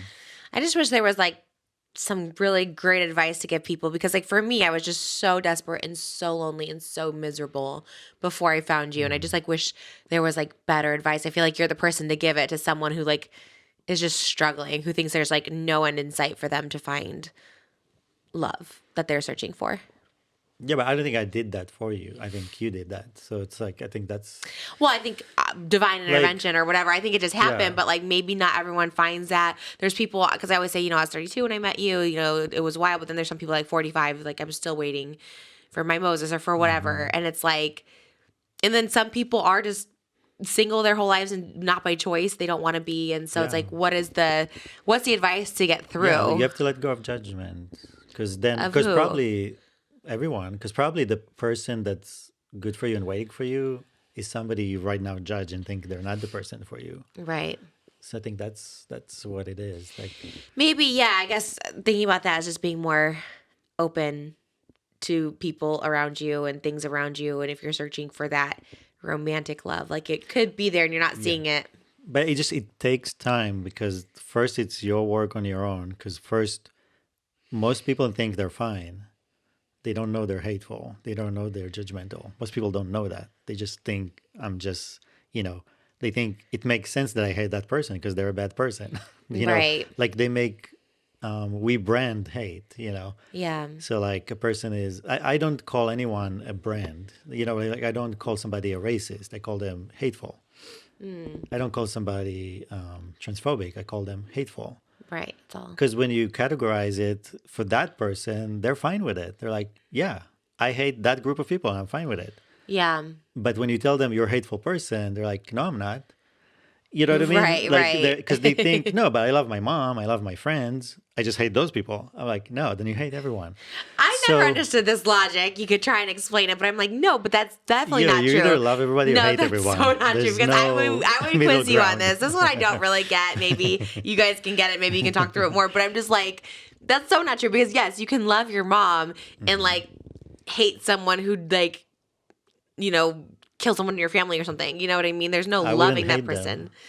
I mean, then you must be the Pope, because most people No, would. the Pope is not that great, but I wouldn't hate them. I'm just saying. No, all I'm saying is that that's the work. The work is to understand that, if somebody did a crime, we have judges and we have prisons and we have laws and they'll get punished.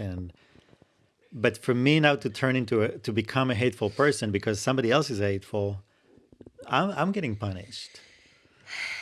You know what I mean? I'm not Yeah. God. That's playing God. I'm not God. That's not my job to judge these people. You know what I mean? I think you can like dislike a lot of people and love some people. You can choose to spend time with people and not spend time with people. You Right. can choose, but I'm not going to judge them. I want to go down a list of people and see if you love all of them. That's what I would love I to can do. tell you right now, yes. I can tell you There's right now. difference. No. There's a difference You between love discernment. everybody. Yes, there's a difference between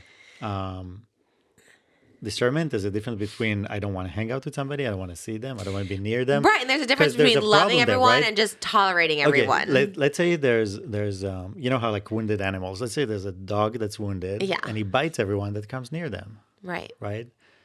I'm not gonna hate that dog, but I'm also not gonna play with it because I know it'll bite me. But you're gonna love that dog. Yeah, I don't hate it. Like I understand, But you're it's gonna a love it. wounded You're gonna dog. care for it like you care for I me or won't care for it. Malibu. It's not my friend. But you love it. If you love it like you love I me in think you're Malibu. confusing the word love with loving somebody. Like that doesn't mean I have to embrace them and make love to them. Not with a wounded dog. No, but I think that's where I the don't think I've heard confusion you is. say that. Okay, yeah. I think that's where the Make love. confusion is. No, I'm joking. No. You feel like a little- That was where the joke came through the seriousness of That was things. good. That's the Moses sense of humor I love. Well, I guess It's we'll something agree. to work on and think about. Like it's not something I've that's been just like, thinking oh about yes. it. Every time we have this discussion since I met you, I'm like, I don't know about this one. But I think maybe it's adjusting what you think the word love means. Right. Or maybe it Because doesn't like I said, for me the word love means no judgment, no accepting. hate. Yeah. All right. Well, fair enough with that. From water to love. Which is the same thing. A whole right, I guess in the way it's like life. And I feel like if you're here, you are loved. I mean, think about what brought you into this world. I mean, obviously there's certain circumstances that maybe it wasn't love, but it was a love from a higher being that you were meant to be here. If you're here, I think you think about that, right? How many, again, just talking about like, trying to get pregnant and stuff, how many like what would you call it, cells or something don't make a life. They don't create a human. And it's like the fact that you were one of a million. Yeah, you're the chosen one. You were the chosen one coming through. I mean, you have to believe you're here for a reason. And there's a love that's higher than you that brought you here. And like you were kind of saying, like the world is kind of like you're deserving to be in this world, and this world like wants you to win. And also, once you think about, again, the advantage of, or the positive side of thinking about water as your soul, that water now is going to come back, right? Suddenly you understand what the reincarnation means, right? Yeah. It's a closed system. The water is not leaving this place. It's going to. So while you're here, you better make this a better place for you to come back to, right? absolutely So, agreed with that. So there's no point going around breaking things, and You're coming right back. you're coming back to whatever you're leaving behind. Yes. So that's kind of like, but I get it. So suddenly talking about life in the bigger scheme of things, life and death, the cycle of life is so easy when you have something tangible like water to describe it. So that's what I'm saying. It doesn't matter if you believe in it or not. Use it as a symbol, as a way to understand life. It's like, Before me and Malibu, what would you say is your greatest accomplishment in life? Faces of Water and everything I've done with that. That's with what that you're word, most proud of. The book. with the water. The And then art. that book that's where all of that led to, is to that one book. And yeah, and I'm taking my time with it because I always knew that I wanted to basically tell the story to, in this case, my daughter, and that would form the book. So yeah, I think that's how it will happen. But all the illustrations are done for it. All it's there. It's pretty. I remember seeing them like early on from when we were dating. It's really nice and It's very magical. it's cool too. It's like a story. I feel like just like not really been told, and it's something unique. Yeah, and this is just the story has many depths and layers to it, and this is the short version of it, and there's the longer, deeper version of it because it expands infinitely to every direction. So yeah, so I mean that's why I'm like I have so much work ahead of me in my later years to do and to enjoy, because I enjoy working on it. So Yeah. for me, it's something that I'm looking forward to. You think later on? You don't think what in a few years, 10 years? I don't know, maybe 5 to 10 years. Yeah. But I'm just saying it's a life project. So Right. it's like my whole life. Because I always think about it, I always develop it. So Are you continuing to seek, or you think you've sought it all and now you're like, I just gotta write it all out for people? yeah, I found it all. Now Yeah? I'm just living it out. You think so? You think you're done Yeah. being a seeker? Yeah, there's always new things that come up and things get more, fine tuned. But in general, I think, the meaning of life like I found it, I'm leaving it, and this is it. So what is the meaning of life for everyone who To was live watching? life. To live life. I think Yeah, that's so simple, but like it so is. true. Because it's like, to be the best husband you can be, to be the best dad you can be, to have this, the life that we're born into.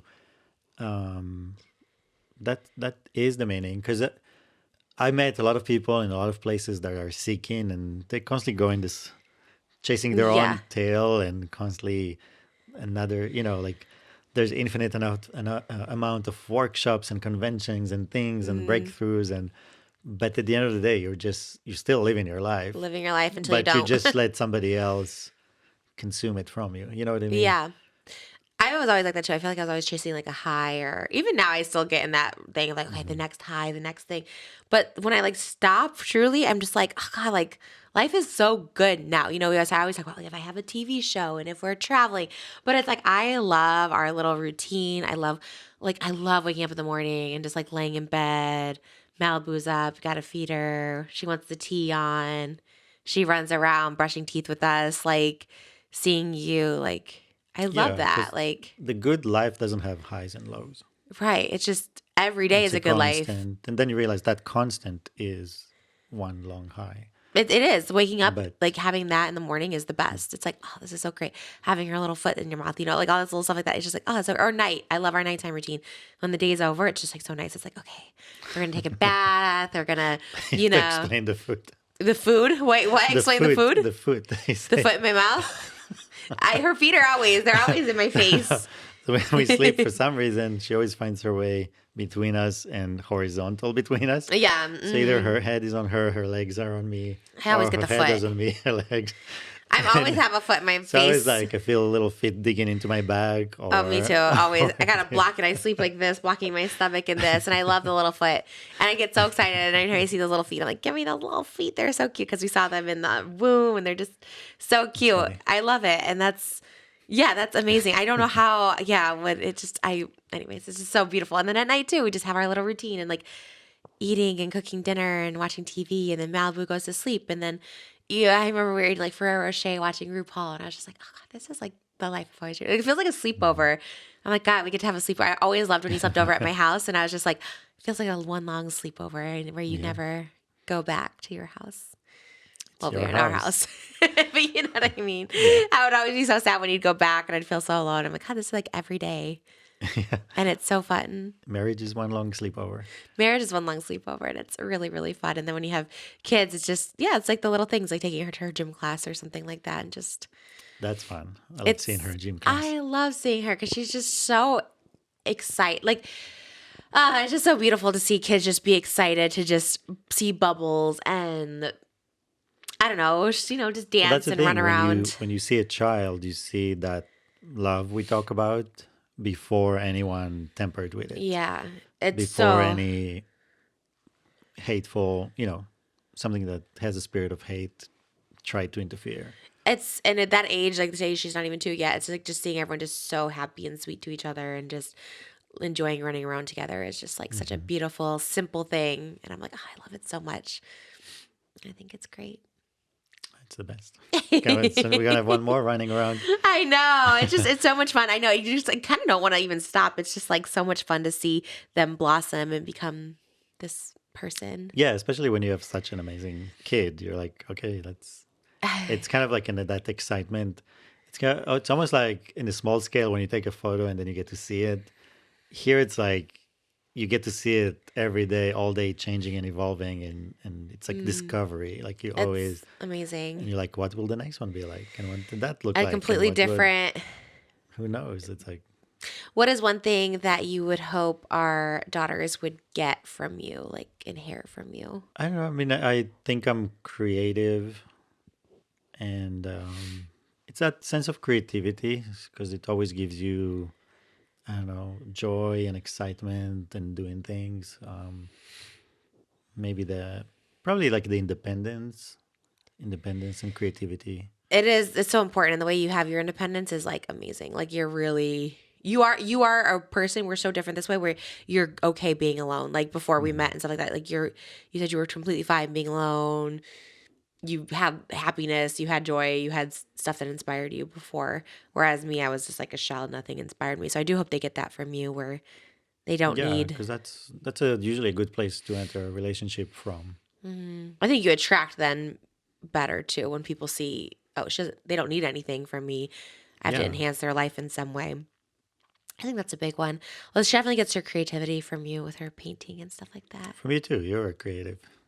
We're both. Well, we're both the creative type, which is so interesting. So that is like one thing I was so interested. Like, I still can't fathom. We talk about on Hot Topics and joke about how like people really are fans of you. Like you had fans. Like there was like a little, there was a group of people that went to your art shows and stuff that weren't just your friends. Like they admired your work.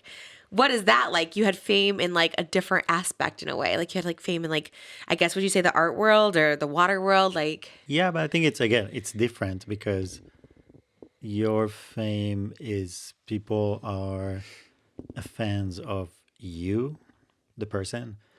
In my world, nobody knew anything about my private life, personal life, who I am, what I am. They like the work. They like the images of the water. They like the lectures. They like the knowledge. So they were attracted to the work and the knowledge, not to me. You know what I I mean? can't It's not. fathom It's that. not personal. It's not But personal. isn't it somewhat like with people who like Tony Robbins or, Abraham Hicks or something, they get attached to the person, like people like Esther There's Hicks some and people that try and they want to, but I'm kind of like Teflon, non-stick. isn't Teflon cancerous too? I feel like that's like not good for But you. in this sense, the metaphor is being non-stick. Okay. Like I'm not. Like I'm not a person that people can stick to. You know what I mean? Like they can try, but it just doesn't work As a because you just can't. You're not gonna find a way to enter my life further than that what I present, right? So you come to a right. show, you see the work, and that's where it ends. A famous quote by Moses in one of our recent Hot Topics is a fan came up to him and said, "I love your work," and he walked away and ignored them. So Well, I wasn't. you can't That's not. stick to you. That's not what, Do it's you not want to like clarify? ignoring them.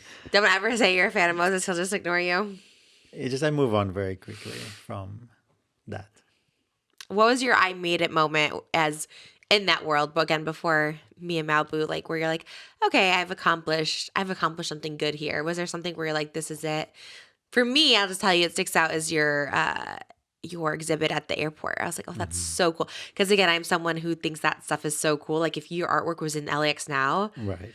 Yeah. I'd be so excited. I'd be, oh my God, I would be there like every day, like taking pictures and TikToks and Yeah. I mean, for me, it was the moment was between me and myself when I discovered the photography and started doing that.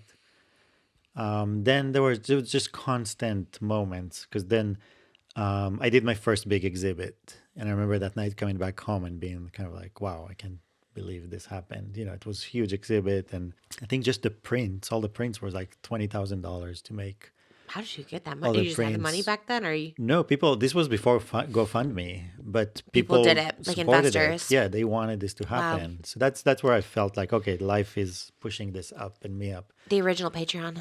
So yeah, so that was like one of the things. LAX exhibit. There's always those moments. There's always been exhibits. I worked with different dance companies and music and tours and just being. We did so many shows in so many different amazing places, and it always felt. So for me, every year felt like that moment. Yeah, you had like a little win each year. Mm-hmm. You're like, I'm on the right path. Well, I was very proud of you still for the LAX thing. I think that's cool. I would have definitely been flexing. I still am. I'm like, that's so cool that you did that. I think that kind of stuff is That was a beautiful exhibit. What was rewarding. cool is that the curator of the exhibit came to my studio, and they just wanted one piece. And then when he saw the work, they switched it up, and I got four main pieces to have in an entire wall.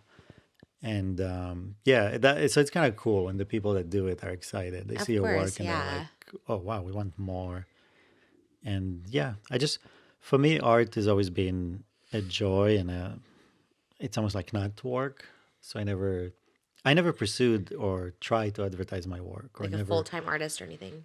Yeah, but also like all the shows that I got is people that came to me. I never like I don't go out there and try to plug my work in and stuff like that. So it's always been nice. 'Cause it's always been people that showed interest and wanted it to happen. One highlight was also Wired magazine. It's like Oh, a I didn't science know. magazine. So when I first discovered it, there was an article on Wired magazine about it. And they didn't interview you? They just wrote about it? There was some questions and Oh, images. okay. Oh my I mean, gosh. it's been in lots of newspapers and magazines It's since so I've done cool. it. I feel like seeing you in like print like that, like newspaper is so cool. To me, it's Yeah. so cool to be like magazines. Like, oh my God, that's so cool. So I have lots of, like in Germany, in one of the main newspapers, it was like cover and photos Wow. and spreads, and it's Do you really have all of fun. them? You kept all Yeah, of them? yeah. See, we had a lot of parallels. Both cover stars. Mine wasn't until I met you, actually. I think all my accolades came after I met you. You really only elevated, even what I've already been doing before I met you. Now everything is, look at this, the set. It's microphones, it's cameras, it's lights. It's fun. It's fun. And it's all Moses. Every time people come to the set, he changes it up. Actually, Irma was here taking photos of us earlier, and she was moving this chair, and she goes, "It's a lot of work." And she's fit. She's like a fit person. She's like, "This is a lot of work moving it back and forth." I mean, Moses does it all the time with the guests, and then changing up the sets, Change the and set every time. It's fun. you're so that's Yesterday it was emo set. that was a good one. Just all my chemical romance. You're so talented in so many ways. That's like truly, I mean, it's why I'm like always in awe of you. To this day, like all the stuff you can do, I'm always like, it's amazing. I think my dad always says it. He's just like, what Moses can't do. Like he always says that. And it's true. It's like the way you just naturally you're good at everything. Like you're naturally good at being a dad. You can just do all the technical stuff. You can do the art stuff. You can be in front of the camera. You can be behind the camera. It's really amazing. I've never met anyone like you who can do all the sides and like all the sides and enjoy all of it too. Because I think you're just as good in front of the camera, not even like this, but even taking pictures, like lip syncs on TikTok, acting like you're just so good in front. I always say that about you. I'm like, you should have been, I still think you'll be an actor. I think you'll still get that movie role at like 60 playing Moses or something. Or maybe now. We'll be together. Playing Moses and acting. Sephora. I don't think I'd be casted as Sephora. Could you imagine if they casted me as Sephora? I think there'd be a little bit of an uproar. But hey, I'd be down. I don't know who I could be in that, but I would be down for it. What do you think? No, you could be the Egyptian queen that gets Moses from the river. I don't think I could be Egyptian either, babe. I don't think that flies anymore. I think you have to. I don't know. We haven't done your 23andMe yet, so Okay, we'll see. if it's in my lineage, then maybe. What do you think?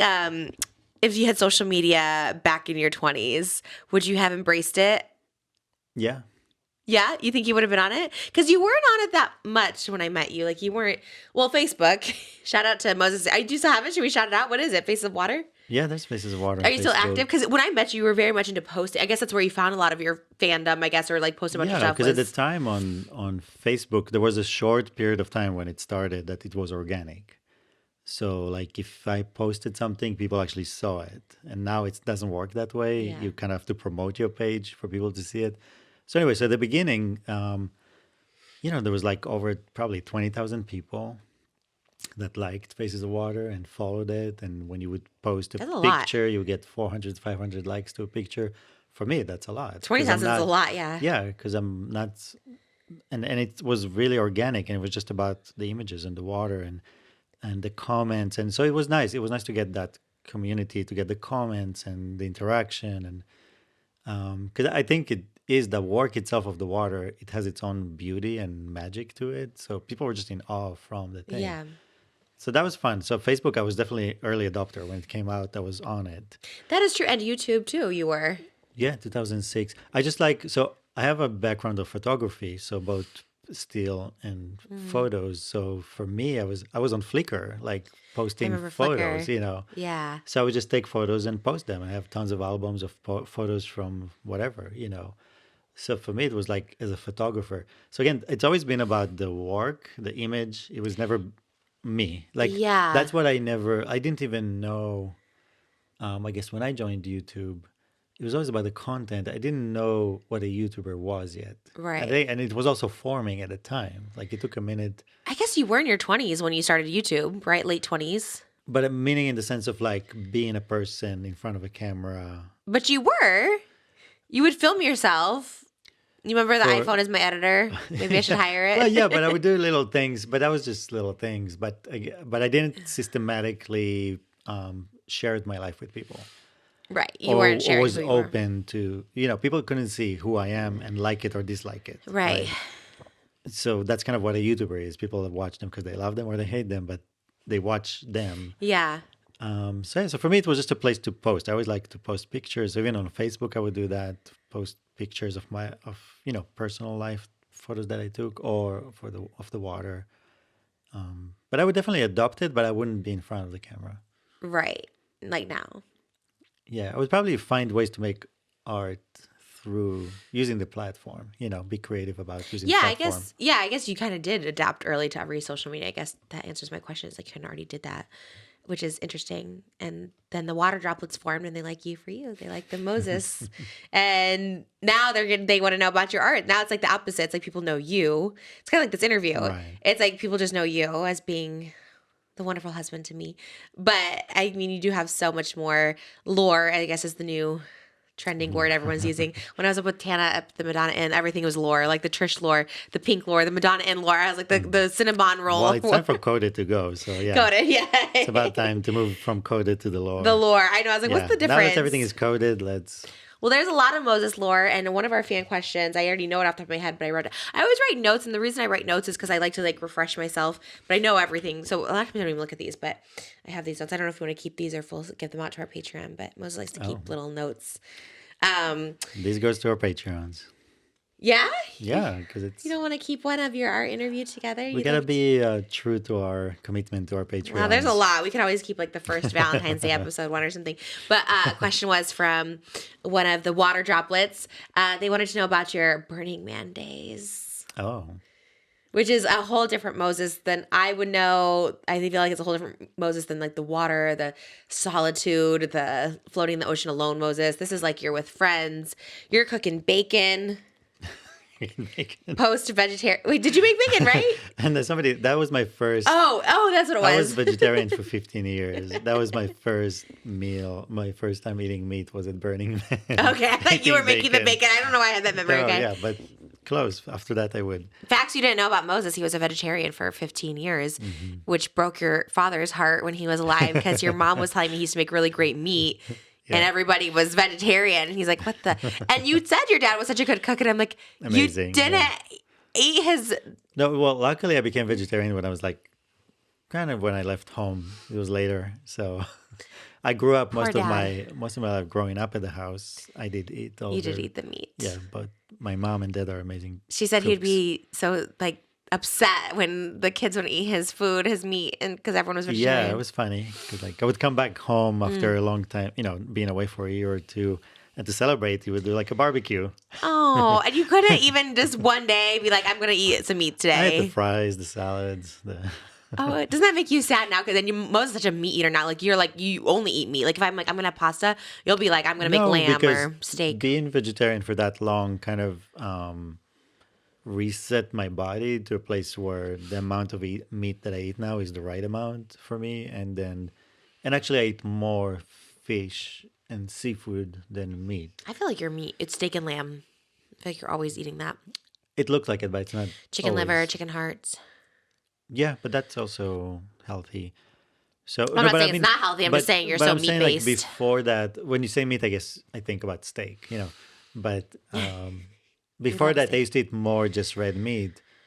But when I stopped being vegetarian, I first became pescatarian. So I ate just fish. And anyway, it was a good journey for me to a place where I found what diet is good for me. Yeah. Like we used to eat a lot of spicy food growing up, and it was really not good for me. And I didn't really know that. You know what I mean? Until I kind of cleansed my body and then started introducing each thing on its own. I was like, oh, wait a minute, that makes me feel awful. Right. Just kind of figure out. I guess that's for everyone. What was right for you, what diet is right for you. But it's good to just do resets and then finding out. Right. That's why people do like water cleanses and stuff. They just do that. So Burning Man. So what years are you going to Burning Man? What year are we in? We're post 35. So during college, I had a lot of friends that would go to like full moon gatherings here. What is that? So it just, they pick a location out in the desert. Nobody knows about it until the day of the party. Sounds a little sacrificial. No. Like let's all go out to the middle of the No, it's nowhere. because it's illegal. Okay. So love that for you. You don't want the police showing up knowing where you are. Okay. Why is it illegal? Because you don't own the land. Sorry. Why is it illegal? Because you don't own the land. Like, you know what I mean? Like you can get yeah. So you want to be out in nature, but it's not like you own a piece of land out in nature. What if you did? You know Then some people who great. own Some people acres. there've been some events we go to on Okay, ranches. There's a that are few legal. famous ranches around LA that people go to. But anyway, we go to full moon gatherings. So that's during college because I didn't have time to go to Burning Man. That's a long period of time. It's very expensive, and I couldn't afford it in college. Which is surprising that Burning Man's expensive because everyone just looks dirty and just. But it's all like rich I people know. out there. Yeah, it's not cheap to be homeless. Well, that's true. That's true. But yeah, because you drive far, you have to bring with you everything you need. It's a lot of equipment, it's a lot of food and water and costumes and whatever you do there, and bicycles and it's just a lot, And we would go like 30 people with 2, 3 trucks full of equipment and build a whole little city there. And what was your role? Same here. I would be like kind of like design, problem solving, building stuff. We designed one art car. We just did a lot of different things, but I would just do the best I could, but with everything. But there was, I had this thing where we would create a lot of spaces, but I would come in and make them kind of like very cozy and loungy. Like Yeah. the pillows and the fabrics and the decor and It's very make it this. make it a little psychedelic and fun. Oh, well, it's psychedelic. Okay, was that your design for Well, Burning that's Man? the spirit of the place. Okay. I always fit to the place. Like this is not my design either. You know what I mean? Yeah. That fits like a good designer makes what their client needs, Right. not what they want. That was the aesthetic of the That was Burning of the Man. place, Yeah. So and I remember I think one time I was sitting in that lounge and behind me was a big Buddha that I hung over there, and the Buddha sits like this. Mm-hmm. And I had a joint and I was holding it like this, and it looked like with the Buddha I was taking it out of my hand. And that's when my friend was like, Tricky Buddha, and that was my name. Like every person has a name at Burning Oh, I Man. didn't know this. You were Tricky Buddha? Yeah, and Okay, that I was didn't my know. name. I never knew this. I don't think you've ever told me that story. Tricky B. Wait, why Tricky Buddha? Why were you tricky? Because you were sitting in front of a Buddha, but why were you tricky? Because you know me. Like, it's not what you see is not what you get. So it's Okay. like, I love that. Was the person who coined that term at our wedding or no? no, he couldn't make it. Oh, but you But you invited heard him? about him, Zeth. You heard about him. Oh, okay. Love the name. It's everything. Tricky Buddha. Well, that's a new thing now. So People that's can. something about Burning Man if you want to That's know. a Moses lore right there. If anybody wants to be like Moses hardcore water droplet, you could just like comment Tricky Buddha into But his Instagram. there's lots of photos from Burning Man, and we'd make my own clothes and stuff. I mean, I just loved it. It's really Burning Man is about expression, self-expression, and I felt I was the most myself out there. Really interesting. Why is that?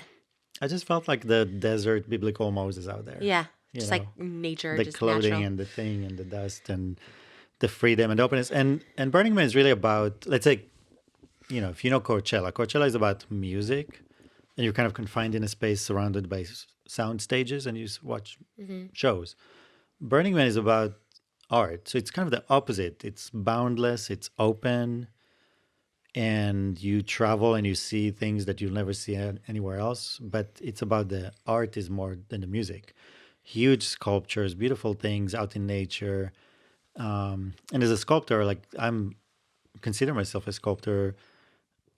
Seeing sculptures outside of a gallery, out in nature, like that in the open space. Yeah, that'd be cool. That was just so. I mean, I just remember the first time I got there, got on my bike, and just rode into the desert.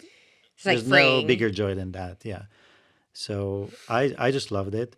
It's always changing. Like there's one saying at Burning Man, it's like last year was better.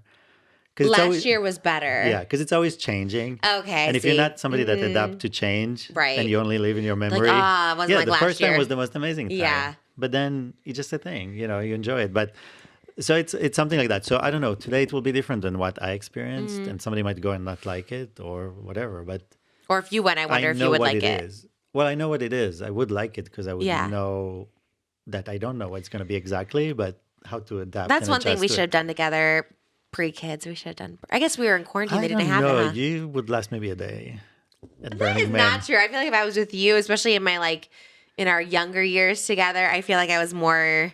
But there's Woo. sometimes, right, but you can land on a few good days, but it could be like 2, 3 days of just dust storms and Oh yeah.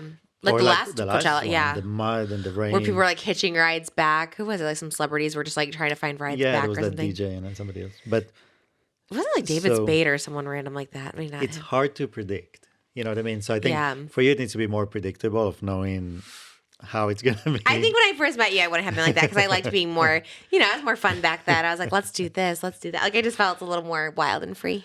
But I think I still think we will go. Maybe with Malibu. You know, You people know, take their kids to maybe. Coachella. Oh, Like, totally. All my friends took their kids to Burning Man. okay, so But we'll I go as a think, family. with an RV and just having a little bit more options, Yeah. if you need A to little escape, elevated. if you need to escape the dust into an RV or have a shower, like it will be possible. I don't mind the not showering part. That part kind of appeals to me a little bit. I'm not a big shower. I mean, I do because of you, really, but I just don't like to shower that much. Well, actually, there's something like Burning Man, the dust over there, it's almost like pudra. It's like very fine dust. Oh, okay. And what happens is it goes over your body and kind of absorbs all the oils Oh, and falls off. You always clean. Like you interesting. know what I That's mean? weird. It's like your body is always clean. Like you're actually not dirty at Burning Man. You look dusty, but you're not dirty. Right, you're not dirty. Moses loves to shower. He's a shower because you meditate in the That's my shower. meditation. You Yeah. you you do a whole ritual when you get out of the shower. You like get the Well, I can water teach off. you that when Let's- you're done. When you're let's see. Do you want me to hold your when microphone? Or are you you're, gonna to do no, your I can full? explain Okay, it, but the idea we is should show it too. when you're done showering before you use the towel. So what you want to do is kind of think about it. Everything that happened, people, things, whatever was said and done, you're breaking the ties between you and that. Whatever that energy. Sometimes you walk into a room, you talk to people, and you feel like something stayed with you. And so, okay, so Yeah. Let's see. This is Moses' shower ritual. you will do it like you start with the top. So like you would just wipe the water off your like squeegee. So you wipe it off your face, your arms, but the intention and the thought is about cutting the ties between whatever that thing that attaches to your body. You're releasing. So I just do that with my whole body, head to toe. You always do it before the towel. Yeah, and also I don't know why I don't like to be too wet when I dry myself with a towel. You know what I mean? Well, you said it has something to do with your body hair because you use 2 towels, and I'm like, why do you use 2 towels? No, I just Right? Oh, I thought you didn't said think that because was the you body make hair. it wetter because you don't have a ton of body hair. You have very little, but no, I just don't think that. oh, It was something else. I think it was a different conversation. okay. I'm like, why do you use 2 towels? And you're like, why have body hair and you like don't or something? Because I use one. No, that was something else. Oh, okay. I don't remember. But I just love. Actually, I used to use 3 Really? Oh, because for your hair. I love putting a towel over my shoulder and around my waist, and then one on the front that I would, So I would actually look like a desert person, with All with of the it. You towels. can use 3 still if you want it. You only use 2. Well, I think it's warm, so I don't usually need to fully cover myself. Right. Sometimes. That's one of our little simplicity joys, I feel, is like when we do get time to shower together, which is like rare. But I miss that because I think that's our manifesting time yeah, when we're in the shower we together. talk, clear minded, we're cleansing together. I do. I always Well, enjoyed it. now we do that when we take walks around the lake. That's our manifesting time. So soon we'll get to be on the lake in the boat, Christmas lights. It is great. It is so wonderful. I do love it. I do love it. Water is calming, but water's always been calming to me. I always loved at the beach and stuff. I always just like being around water and stuff. It's very, very soothing. Another one of our questions, I love fan questions because it reminded me when you were saying you build to the client, like, the set and stuff like that. Someone was asking if you still build furniture. Yeah, I have this somewhere. yeah. So since I graduated, I've been designing, worked with different people, but then on my own and just designing furniture. Most of them like high-end, large size furniture. And it's kind of like tailoring suits or clothes to a person. You just make them to fit the project, the site you're on, and the person. I think a good designer is the designer that doesn't like exist. Right. Everything is about the person that you make it for and the space it's in. So my clients will kind of like come and go, and it shifts. Usually they'll get a new house, and then suddenly I have to make lots of furniture, or for their offices and stuff like that.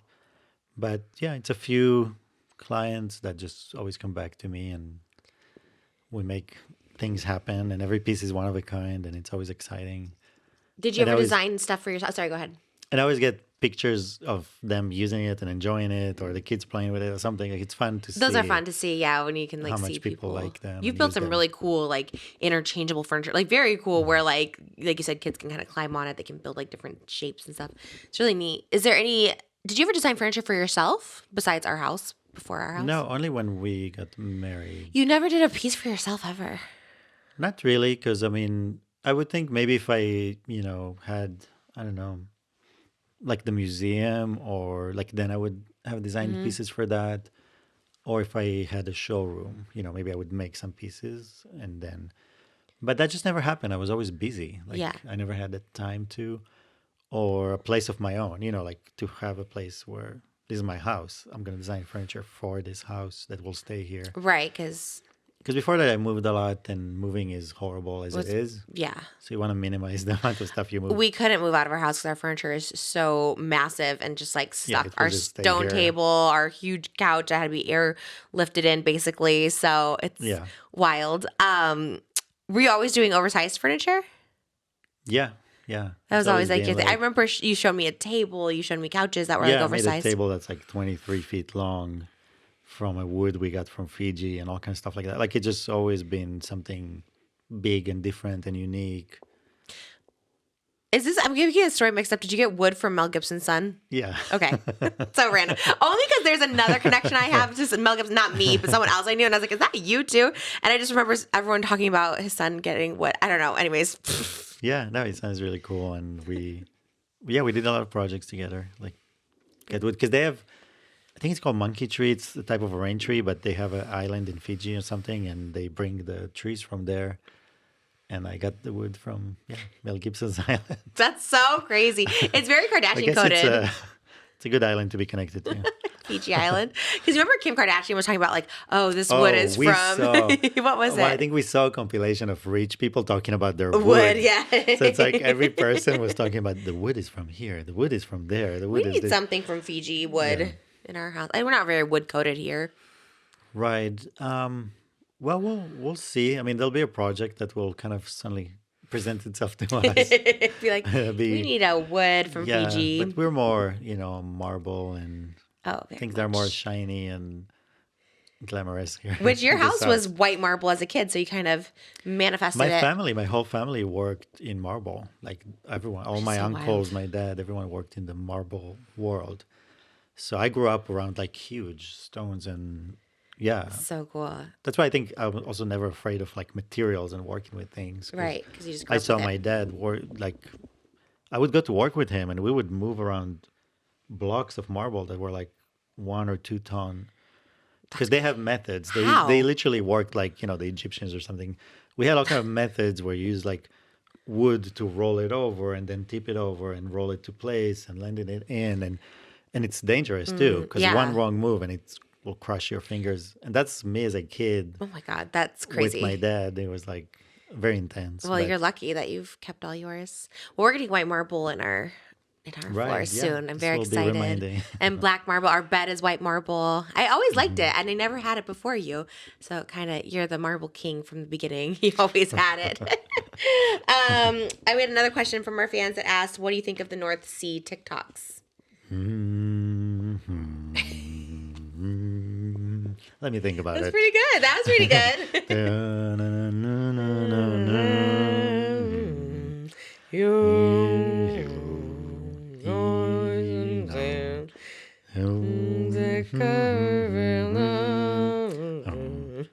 That's what I think about it. You didn't even know about it until like a month ago. We have different TikTok For You pages. It came on yours before it came on mine. Which is wild. So what did you think Yeah. about it when you saw it? I mean, I liked it. Well, I've always known there's a subreddit about like fear of water. So they always post videos and pictures like that of like boats in the ocean, big waves. Yeah, like Things that splashing. are scary, that makes you feel small, basically, like makes the ocean feel so big and powerful.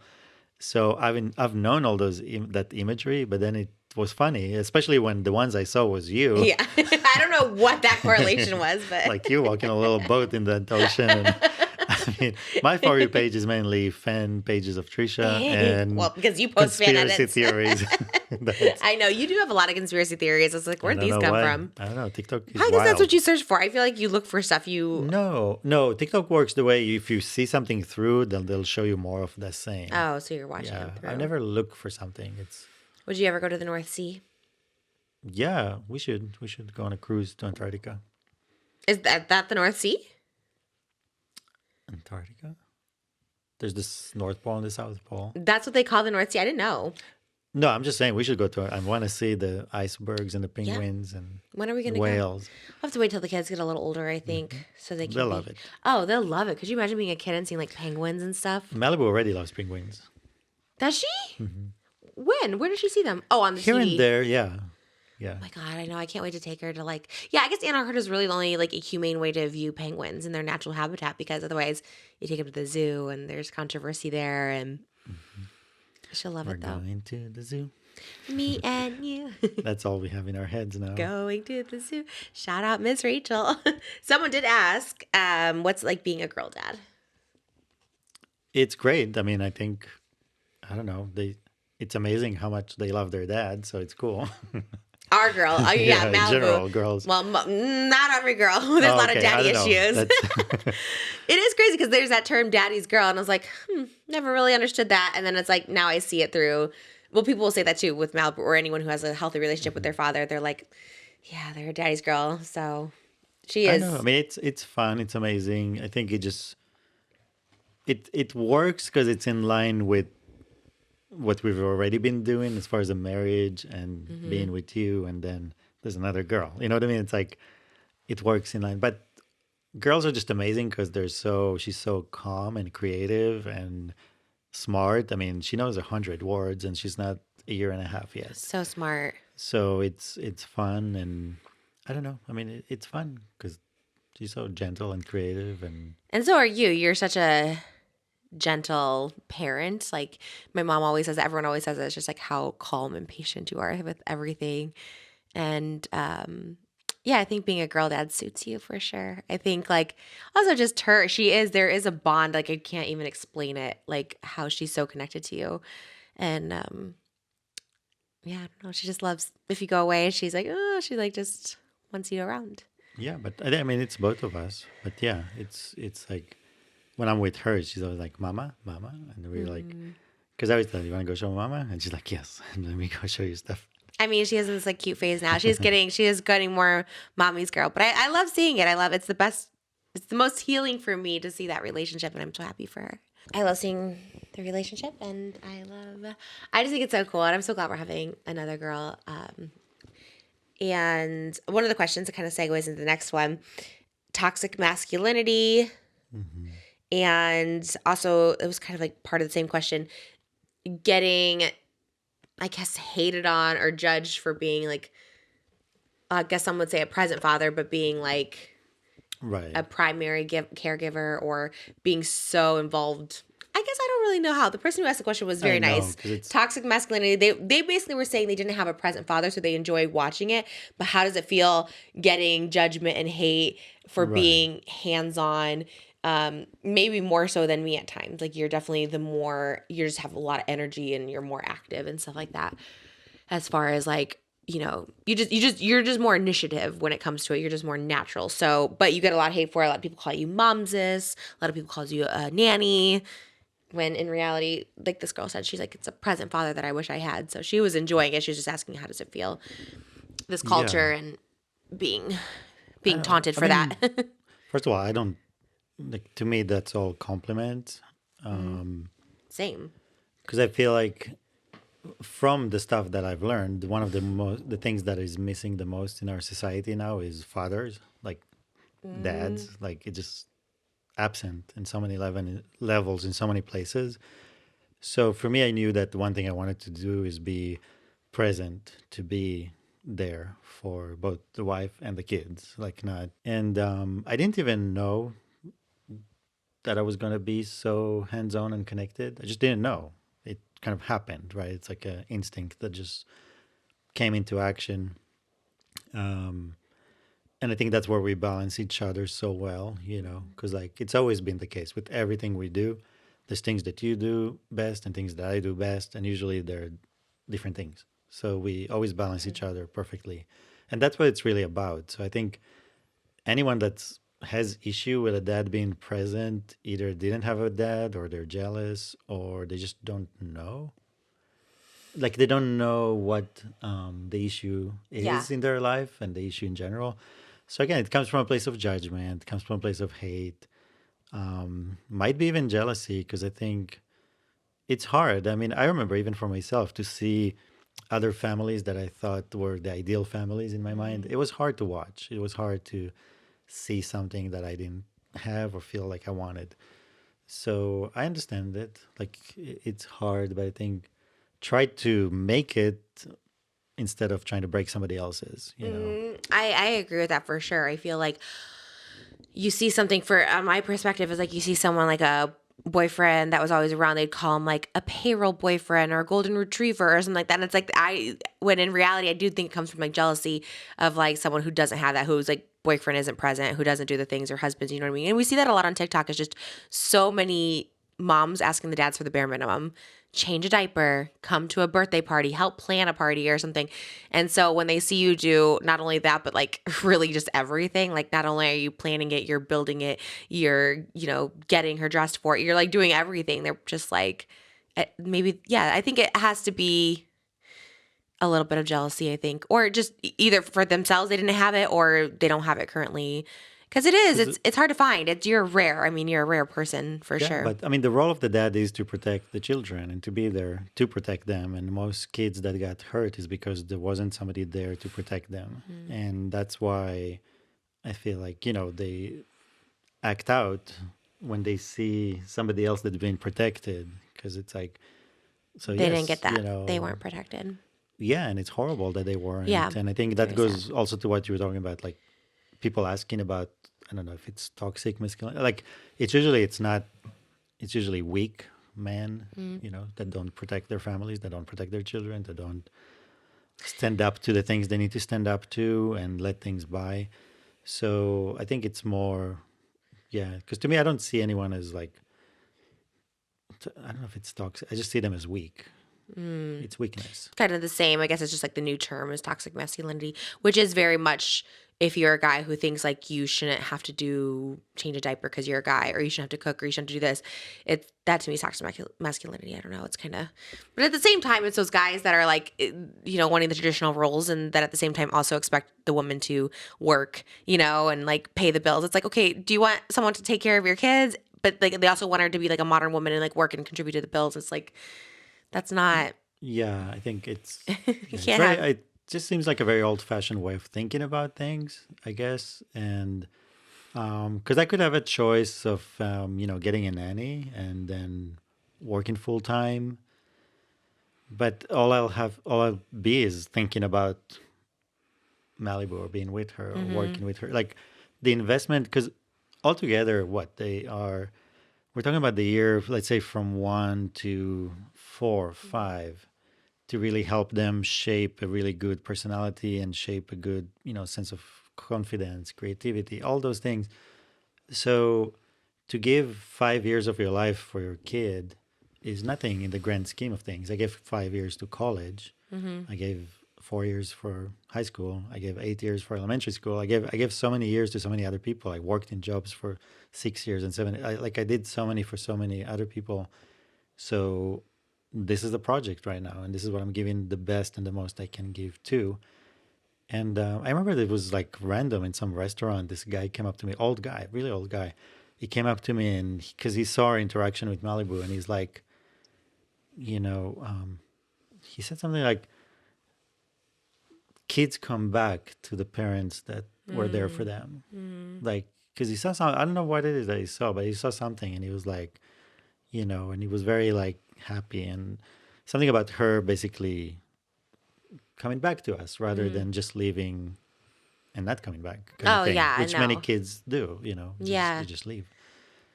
So I don't know. Again, that's not the reason I do it, but I want to just give her all the tools she needs to be independent in life, happy. Then she can choose whatever she wants to do in life.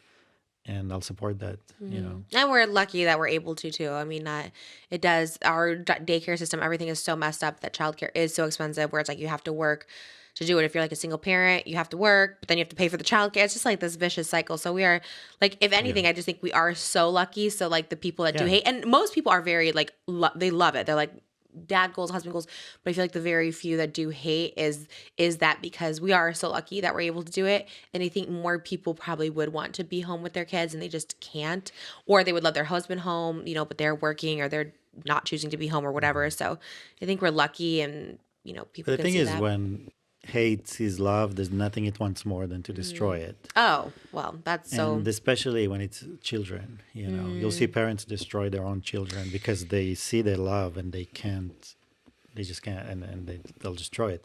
So I don't know. And people forget I'm 46. It's like have had 5 years of being selfish and doing everything just Yeah. for me. I've done everything I wanted to do, accomplished all my dreams. It's time for somebody else to shine and to get all of what I have to give.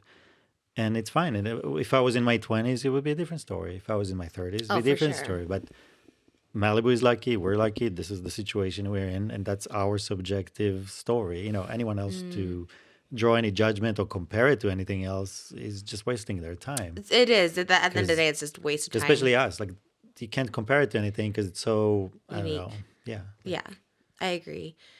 Yeah, I feel like on that like same sort of vibe is like I've always liked you. I always refer to you as like I always liked, what would you call it? Like, because you are very masculine, but I always say you're like a femme masculine. Like you have like feminine, like you can be in your feminine. You can be in your Right. But feminine that's the side, I guess you could yeah. say. Like you're very, I don't know how the word is, but and that's what I love. And I think that's the most masculine thing. We were talking about it with a guest yesterday too. I think it's the most manly thing you can do is to be like in touch with like feelings and also just like talking about it and letting, I never had a guy let me cry or like, try to understand why I'm crying or why I'm upset. Even my dad, I think when you asked him for permission to marry me, which was like so sweet, he said something like, "You done what I haven't been able to do," which is basically, I don't know how he phrased it. I'm sure it was the wrong wording he phrased, but basically understand me, but maybe more of Just like, not judge. Yeah. Not yeah. judge. And he's like, I've never been able to kind of get through to my daughter because like there was just like a barrier. And I think that was me with most guys.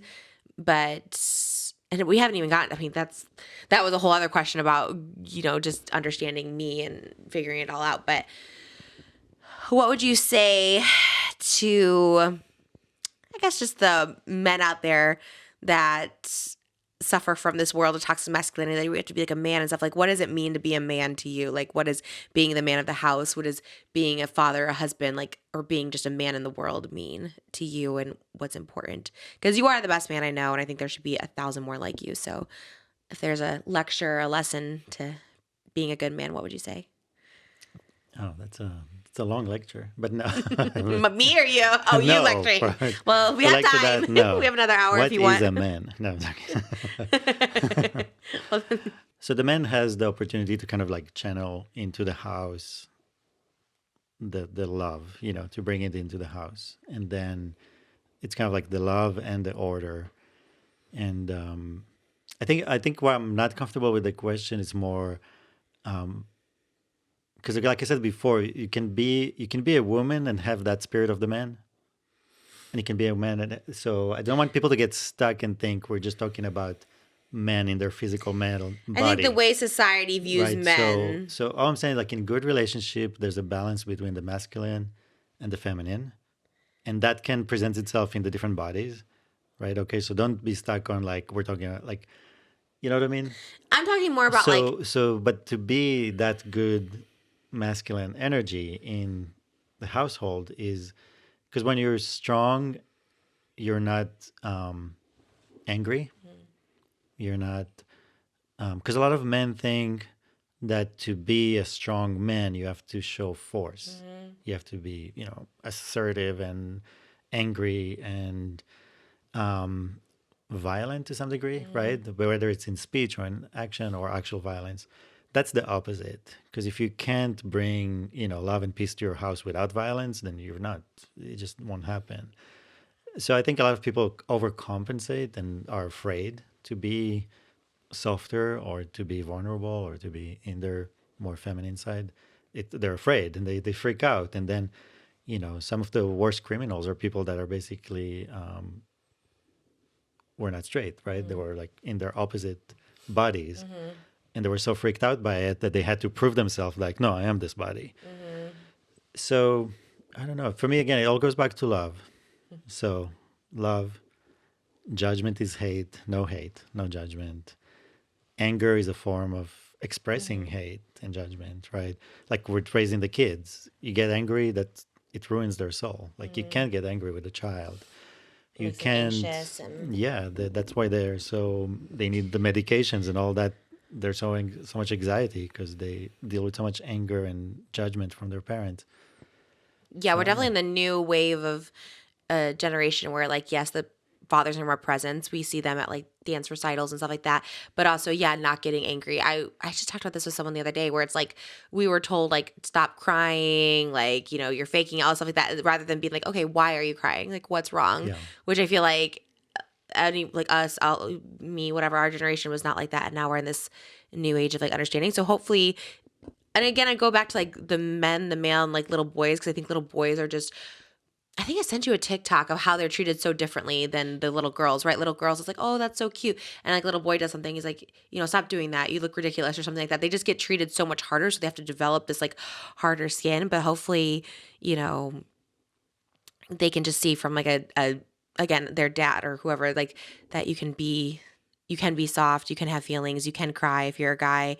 I just think sometimes men have it harder, and that's why they turn out to be a little bit, or boys have it harder, and then they turn out to be these like hard men that need to be tough and have to show that they're tough and stuff. And there was a podcast clip. Did you see it? It was a guy, of course, a podcaster guy, who said like the spouse or the partner the woman should always weigh less than the man in a relationship. And that's because the man, you haven't seen this clip? It's so viral. He's like, that's because the man should know, and she should know, that he could kill her at any moment, but he wouldn't because he loves her, but he's capable of doing it or something. Did you never saw that clip? It's super viral. And I'm just like, and all the comments on it's what's like worried me, as I was just like, wait, what? Because people were like, yeah, this, like, you should know that you're able to like crush your wife or something like that, but you're not going to do it because you love her, and you're going to, so she's going to have that fear. And I was like, and so many people agreed with him. It's all over the place. I'm probably haven't seen it. I've seen it. Yeah, I guess it's kind of like, it all goes back to the lack of fathers in the homes. For the That's boys where you too. get the Andrew Tates and all those people. It's like boys need a male figure. They need a dad. They need, and again, it can have two mothers, and one of them has Right. that energy, but they need that. They need that energy. And if they don't get that, then they seek it elsewhere. I think and just then parents- they find all those people that have those podcasts that tell them those stupid things. I think that's what it is. And they feel like, oh yeah, because they want to feel that, Right. Having the two parents' presence, again, it could be, like you said, any gender, any sex, but it's like not having that, Yeah, and because if you'll have two of the same, you're gonna lack into something, right? So they need that. But I don't know. To me, again, the man is, to me, a strong man is very calm, very collected, not angry, not violent, not like able to get all the things he needs to get done without being violent and being angry and being all those things. I mean, shout out to all the single moms and single parents that do raise really good boys and stuff like that. I think it's like it does make a job more difficult because, our dad was alive, but he just wasn't like around that much. So then it leads with thoughts of like, oh, he abandoned me. We weren't good enough for him. Like, why am I not good enough for him? Like all this stuff like that. So it's hard. Sometimes life just deals with that too. Sometimes the dad's not around, not alive or whatever, It can be a lot of things. So shout out to all the single parents. It's hard. And if you're a child. What's important for the kids to know that parent never left you. They left the other parent.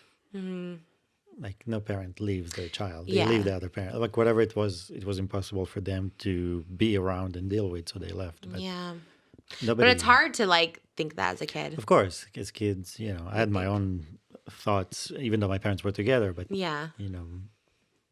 I felt like maybe they were together because of me. So it was also a different way of even if they don't make you feel that way. it. Yeah, if you're just like, well, maybe because of me, they had to be together or whatever. I know there's so much different like traumas and stuff like that. But that's why I kind of do love social media for that way too, because I feel like people who don't necessarily have father figure, mother figure, or just parental figures in their life, they kind of can seek that out through, you know, the mom and dads of the internet, if you will, or whatever. I think that's why I always loved being on social media. And that's why I like continue to be, because I'm like, yeah, you can kind of be someone's mom or sister or something, like if they don't get that advice. When I was first starting, I would always give advice like how to put in tampons and stuff, because it's just like stuff I never talked about. You know what I mean?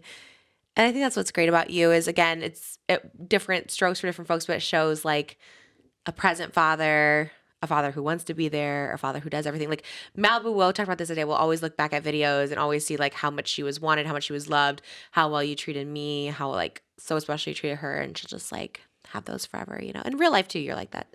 And that's another way of, giving your daughter a good example of what man she should pursue in life, because she won't take anything less than what she saw in her own home.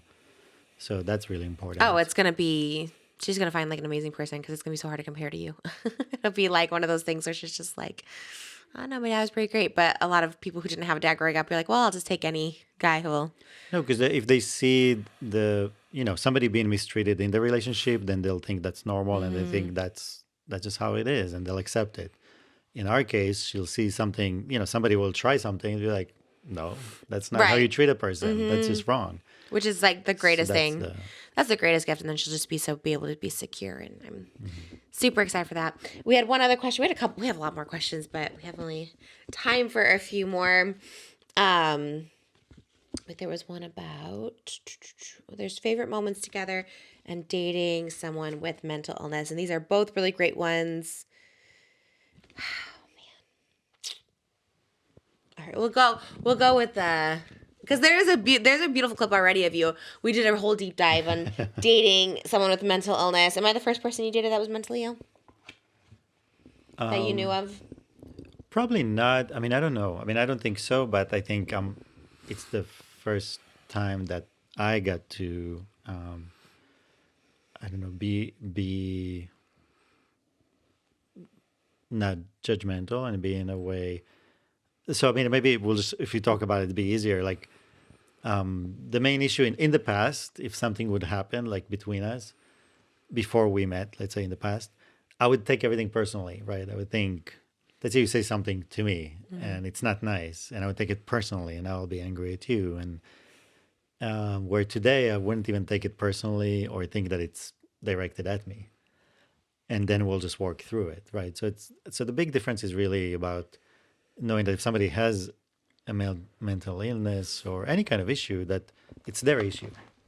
Right. Like, it's not mine, it's yours. And everything that's coming my way, it's not personal to me. It's something that you're dealing with at that moment. So it's more finding out, like the kid, why are you crying? Just find out why you're feeling this way and what's going on, rather than be like, can't believe you said this to me, and I'm leaving. Right. I feel like, because we did have our own struggles with that, where it was me like not wanting to feel like trigger or something. I don't want to talk about it, but then you'd be like, that's controlling the conversation or whatever. But I was like, oh, but it's like, what?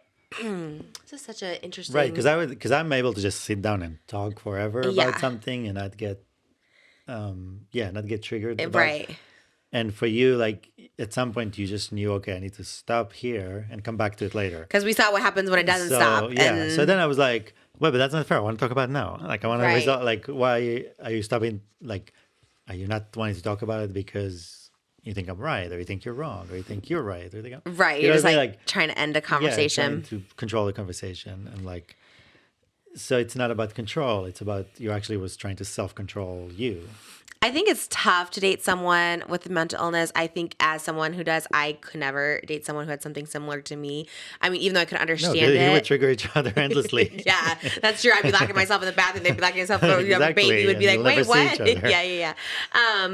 So I guess what is like the best piece of advice, I guess, for understanding someone's mental illness? And also, I guess, because I would also never expect someone to stick around, because it can feel, at the beginning, it can feel personal, and it can be personal sometimes, like personal attacks and stuff like that. How would you suggest people, if they love someone, how do you suggest them dealing with outbursts, with the side effects of mental illness, all that stuff like that? Well, I think you just have to really look at what's happening.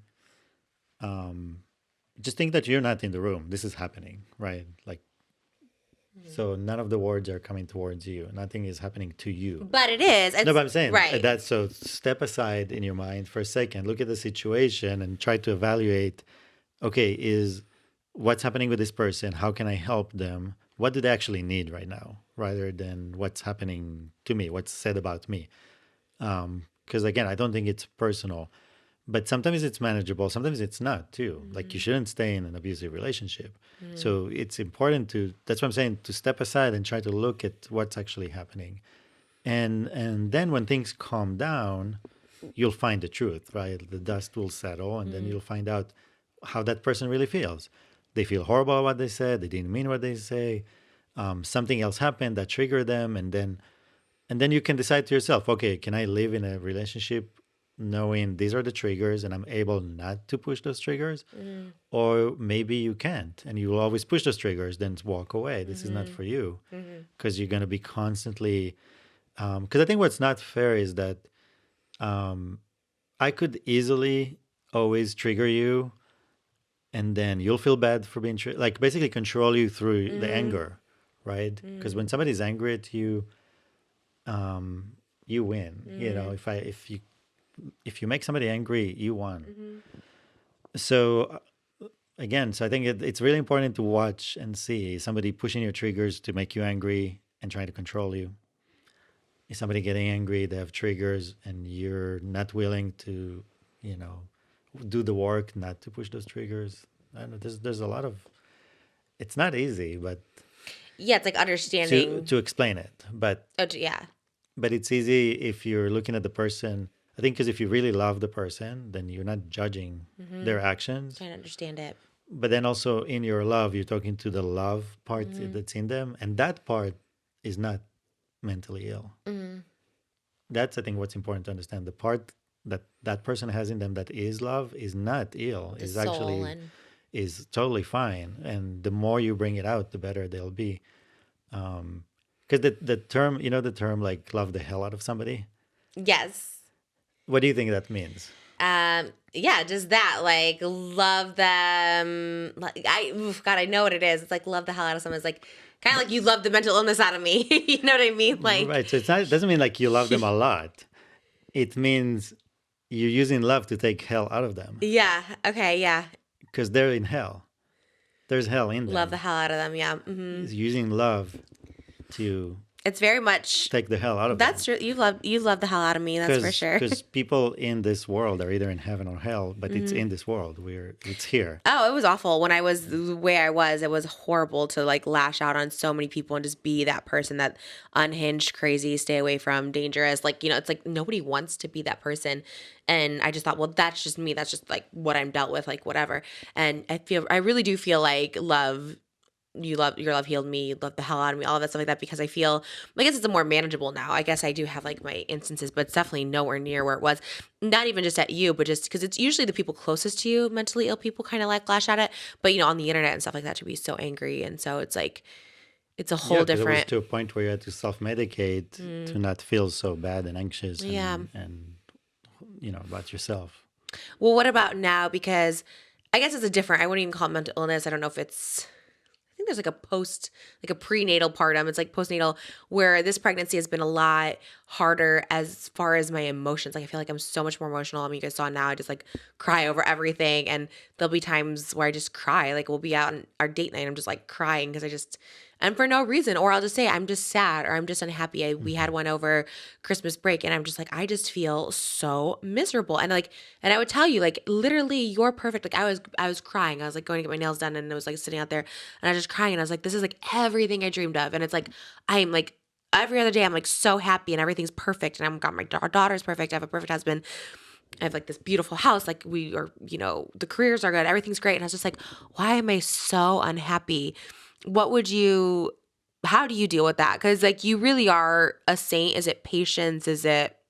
What's the secret to dealing with someone going through either depression, whether they're pregnant or not, or any sort of like. Yeah, because I mean the postpartum depression. I mean that's real, and it's really something that I want to be able to understand, but I know that it exists. So again, it's not taking it personally. Like you're going through something. Some people say it's hormones. So I'm like, okay, maybe it's hormones, maybe it's just that. And that, I don't know, it's kind of, to me, it's hard to, like, it's not an excuse. I don't know how to explain it, but it's not, because I think things are not just chemical, but yeah, like we definitely seen with pregnancy and postpartum that there is something that the body goes through.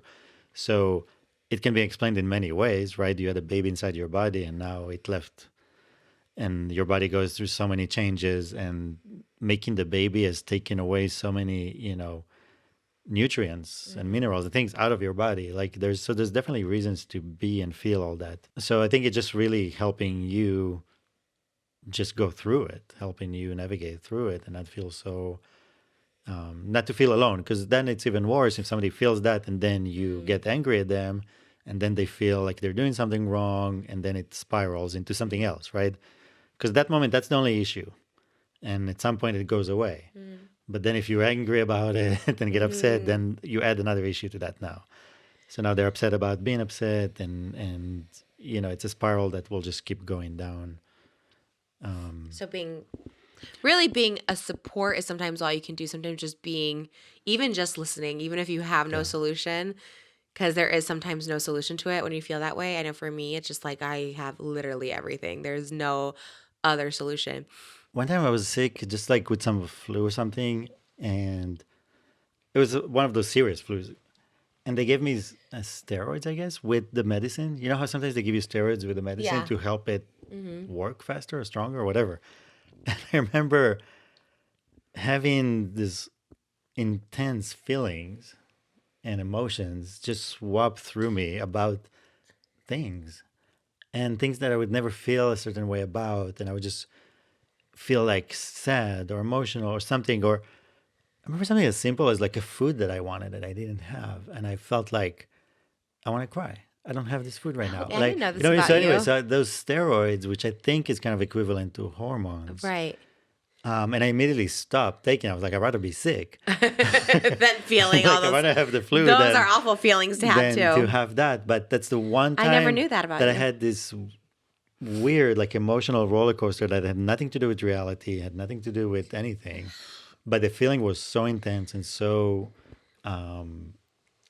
yeah, like it just, I never knew you just that want to cry. that Like, you experienced that, because that's exactly how I feel when so I. to me, that is probably 1% out of what you feel, So Yeah. that's how I tried to gauge it. Like, that's how I tried to think about it. I was like, okay, so, and it's horrible because it's not, you can't control it. It's awful. Like, you can't control it, and you just, like, the tears and the body, and you feel so much, and you're like, I was so upset last night. I was like crying in bed, like at like 1 a.m. I didn't sleep at all. I was like, could not sleep because yesterday I had mac and cheese for lunch, and then I had cacio e pepe for dinner. And I was just thinking, like, all I had was this buttery cheesy, and I really wanted a steak. Our friend across from me was ordering filet, and I wanted it, but I didn't know how I was going to be at that restaurant. So I like, maybe I shouldn't order it. And that's all I was thinking about. And then I just started crying, and I was just like thinking, like, why didn't I order that steak? Like, why did I just have noodles all day yesterday? And I didn't even enjoy the noodles. I didn't like the cacio e pepe. I didn't like the Kraft mac and cheese I had. And I was just thinking, like, oh my gosh, now my baby missed a day of protein when I could have been eating steak for it. And I really wanted the steak. And I was thinking about that even today. I was like, okay, do we go to Mastro's down the street like after this? Because I know I'm going to like their steak. Because if I don't like the steak at the place, I won't eat it. And then I feel bad when I can't eat something, or I eat a second dinner like I did that one night where I ordered pizza, and then I feel bad about that. And it's like, it just like spiraled me so much. And I was so upset all night about it. I just like cried and cried and cried. And I was just like up, and I was just anxious and like jittery about it. And it was just like one of those things, yeah, I couldn't control. I was just like crying and sobbing. And it was so odd. It was so, and it was like, it really upset me, where I was just like, what am I even doing in life? Like, it just really became this spiral. I'm like, what does all this even mean? And thankfully I woke up and I showered and I felt like better. I mean, we had pizza for lunch, but I was just like, oh my gosh. And then guess we're having steak for dinner. I know. And then I was like, oh, well, we can't cook steak because tomorrow we have like a photo shoot here. And like, I don't want to, have dishes. I have this thing with dishes when people come over. So it was just like this whole thing. So I'm like, okay, our New Year's steakhouse is like 5 minutes. And like, I know I like it, but will Malibu like it? Like, we'll be able to, it's just like the whole thing. It's just, and I spiral over food. If I can't get Benihana, like I spiral. I get. And you just let the thoughts run you rather than. But it's not even that. It's almost, it's like a deep, deep connection. It's like the Benihana of it all too. It's just like, okay, I haven't had Benihana, and like that's protein. That's for my baby, and I feel neglectful. Like it's very weird. But I'm like, no. But then Moses will think I'm like, because we can't really go because That's like what I'm saying. See how all I those know. thoughts make you feel bad. Doesn't matter which direction you're gonna and go you never with do it. make me feel bad. Right. It's not me. It's If I'm like, I want to go to those Benihana thoughts. alone or with Zach saying or with my mom or whoever, Jeremy, you'll just be like, you're never saying no. But I always feel bad because it's mostly because like it's just a long thing and Malibu's sitting there. She's not into it yet, you know, the smoke and everything. But I sometimes just. But I'm saying, like, let's say you're not thinking about it at all and you just say, hey, I'm going to Benihana with my mom now. Like, cool. That's it. That's it. That's Yeah, the I actual know. reality of it. I know. The reality of life is that. I was just so But- upset last night. I was like, why didn't I should have ordered a steak after I saw his. I don't know. It was like so, and the ketchup pepper was just like buttery, and I thought I could feel it in You my told me I would arteries. have ordered this steak.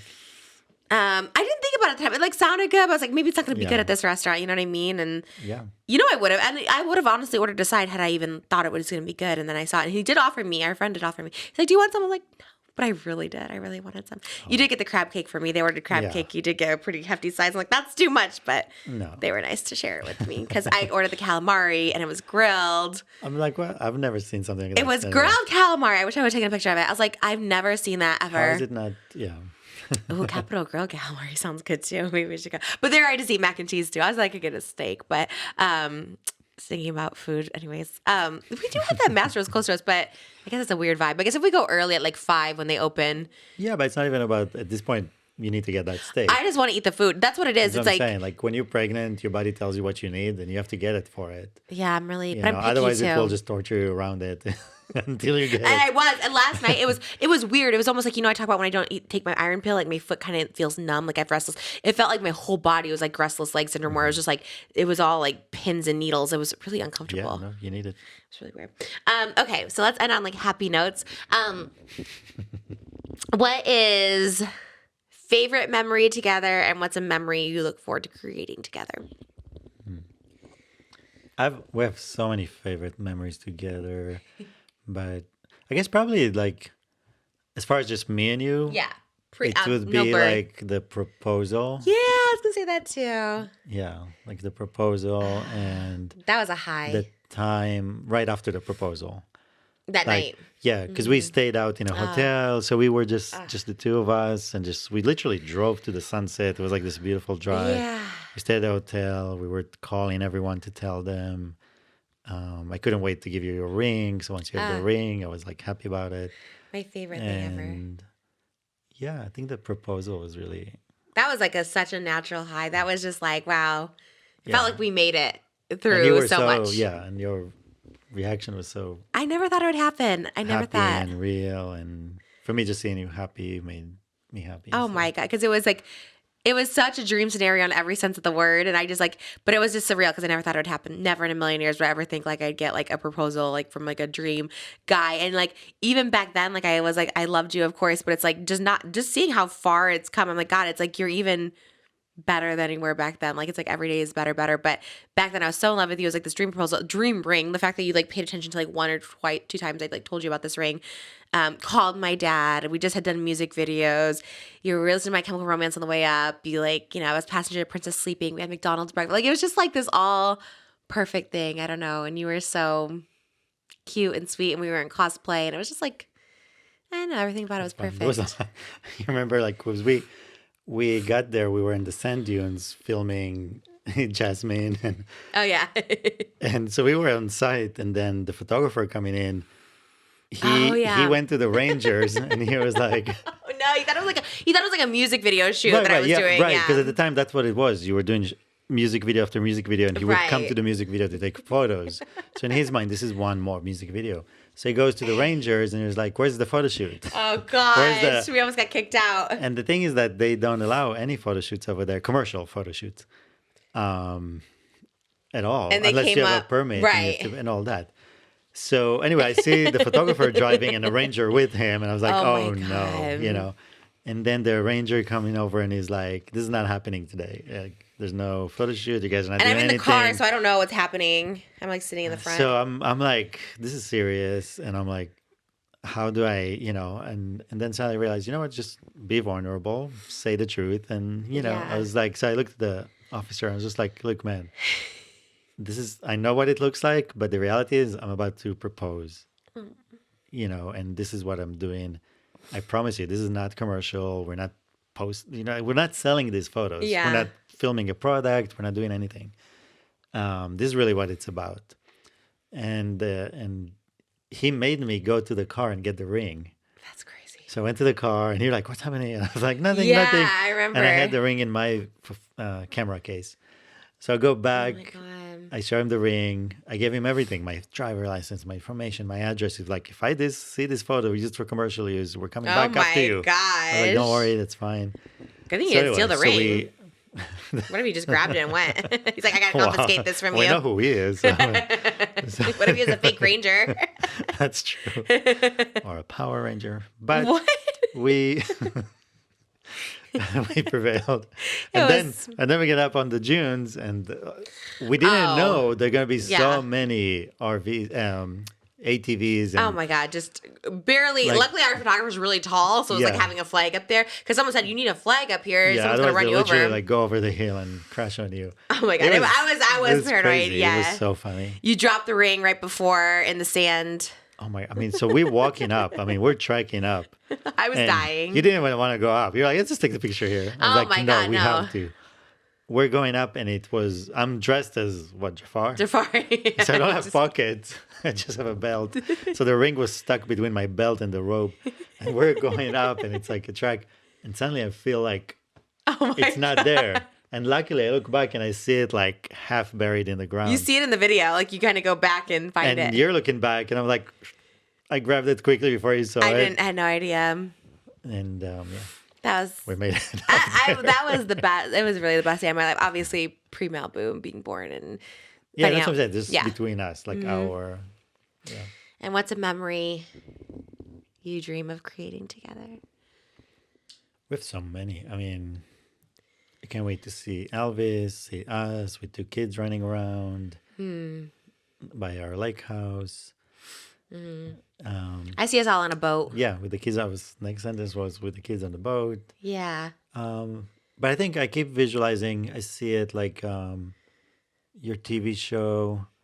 We're all on set. Oh, I see We're that kind of too. in the green room. It has a playroom attached to my dressing room. You're going on stage. Depends how old Malibu is. Either she's with me with a headset and, or I see you doing the set design, but not having to be hands-on. Someone else is running the lights and the sound. no, like I'd be like an art director. Like Yeah. you're part of the creative side of things. But during the actual show, you can But- just hang with the but kids. more than anything, just be the buffer between you and everyone, because otherwise, Which you always are. I Otherwise, see that that's too. where- yeah. Oh, that's like a dream. That's a fun one too. I like that one. so I see that. I see us traveling all over to all the Disneys and in Hong Kong and Japan and Paris and Florida. That's how I won the lottery. I just went to like a luxury trip to all those places Yep. with the kids and cosplaying each way, having to do the dress up. I think it's going to be so fun. I look forward to that. But you really like our boats, our summer boats. And when I say boat, it's like this very it's not, they're not like yachts. Like, people are going to think I want a boat. They're very simple boats. What would you describe, like electric boats or something? There's a small lake near us. There's nice houses. They're not big. They're not crazy. Like, this is our main house. They're Yeah. little houses, but you have a waterfront, and it's so pretty, the lake. And the boats it's like a golf cart on the water. That's all it is. Yeah, it's just quiet. They're electric. It's Yeah. amazing because they're electric. It's so quiet. Like, people are on the water. It's just picturesque, It's Yeah. like quiet and nice. You're on the water, calm. There's restaurants. You go get your food, get on the little boat, golf cart. Malibu can see all the ducks and the birds. and go back home, yeah. So that's, And I want to that's what name it the is. boat. I want to name it after you, I think, because I feel like that's like the one gift I could give you. You know what I mean? We save this money together, because I always think like I should give you gifts of things. We need a boat. We need like a Moses boat. Like we don't know like a good name, because they always have like puns, kind of like Lake Minded. Well, like that's not really a pun, but there's just like there's like one called like Lake Minded, but there's usually something else like. There's one there I see recently. It's called Friendship. Yeah, okay, so like that. Yeah, like that. So think of like a good Moses pun for like a boat. I don't know. We'll see. Maybe it just be the icon, like water droplets. The water droplet. Maybe it will be Faces of Water. Water King. Water snake. The water snake. The water snake. That comes full circle. That will be, that for us, that will be. That would be really good. Actually, that's a good one. We just came up with it now.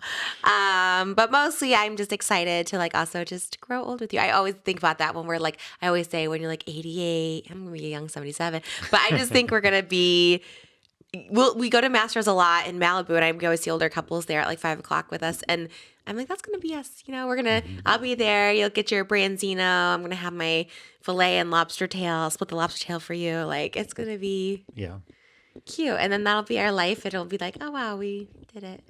I don't know. I'm really excited. But we're creating memories now. We have holidays together. All our family comes to us, and it's the stability. And yeah, we are. I mean, I think that's the main, like, dream that we achieved, that we are the home that hosts the family and everyone comes over and we cook for everyone. Oh, and you're so great. And growing up, like, because I grew up with, you know, the smell of food cooking. And so, like, our kids grow up like that too. And you do it for the whole family. When your mom comes over, my dad, like my brother, everyone, you just do it for everyone. Even if they already ate, we're like, we're going to make bolognese, and everyone has a little bowl of bolognese. And your mom, she was so inspired. She started cooking too. She's like, okay, I'm going to come cook with you guys. And it really was the funnest that last day, because we saw your mom a lot this last trip, and we cooked for her and stuff like that. But that last day when she started cooking too, we all like cooked in the kitchen together. And it was just like such a special time. And she was just, everyone was just happy and great. My dad was here. And I don't know, it was just like, that's like what I've always dreamed of. So I like love those memories and I love all of it. Moses, I feel like we could do so many more parts because you are so interesting and you're so talented, and there's so much life before me that I feel like go into more depth and talk about. But I absolutely love you, and I hope that people got to see more of you. Hopefully you guys got the questions you want to answer. I feel like a lot of it was about us. I wanted it to be more about you, but I think your philosophies are brilliant. I think you're so smart. I did so many spiritual readings and like just learning so much about spirituality. And it's like everything I learned, I remember I'd be so excited. I'd come to you and I'd be like, look at this chapter, whatever. And it's literally everything that you've preached about or you've lectured about. And I just had to like find it in a different way. But in reality, it's like it came back to everything you knew, and you're just so knowledgeable. And I think the way you present information is so beautiful. And I love that we connect over we found each other again in this life. Yeah.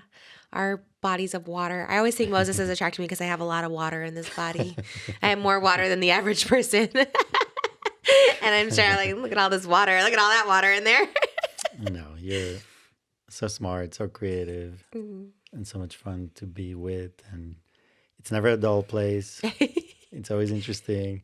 I think, being creative, that's the goal, is to be in an environment that is always creative.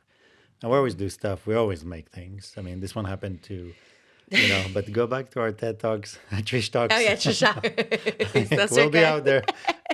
In 70, we'll still make those videos. Yeah, for sure. And now we have little ones that are going to be creative and inspire us and keep us excited. I just love spending every minute with you. And always, like, that's all I want. And that's the meaning of life. That is the meaning of life. There you go. I feel like that's the takeaway of all this. Moses Hacmon explains the meaning of life. Is Trisha Paytas. I'll take it. I love you. Thank you for being my guest this Valentine's Day. Best Valentine's Day ever, honestly. It's been fun. Thank you for the infinite necklace. Yeah, I can't wait to see you wear it. Yeah, here's to infinite love, infinite amount of good health, wealth, life, longevity, happiness, success, and our internet family following us along the way. Thank you. Thank you, guys. All right. Check out Moses on the Just Trish podcast, facesofwater.com. He has books out there. I think it's on Blurb or something like that. Check it out. And Water Droplets, go find his channels. He has so many from 2006. There's so many old videos to go find them all. Water is probably the best. Or Water Snake. It's a great poem. We didn't even get into that, but if you go and check that out, next that's time. my favorite. Next time, part 2. All right. See you guys next time. Happy Valentine's Day.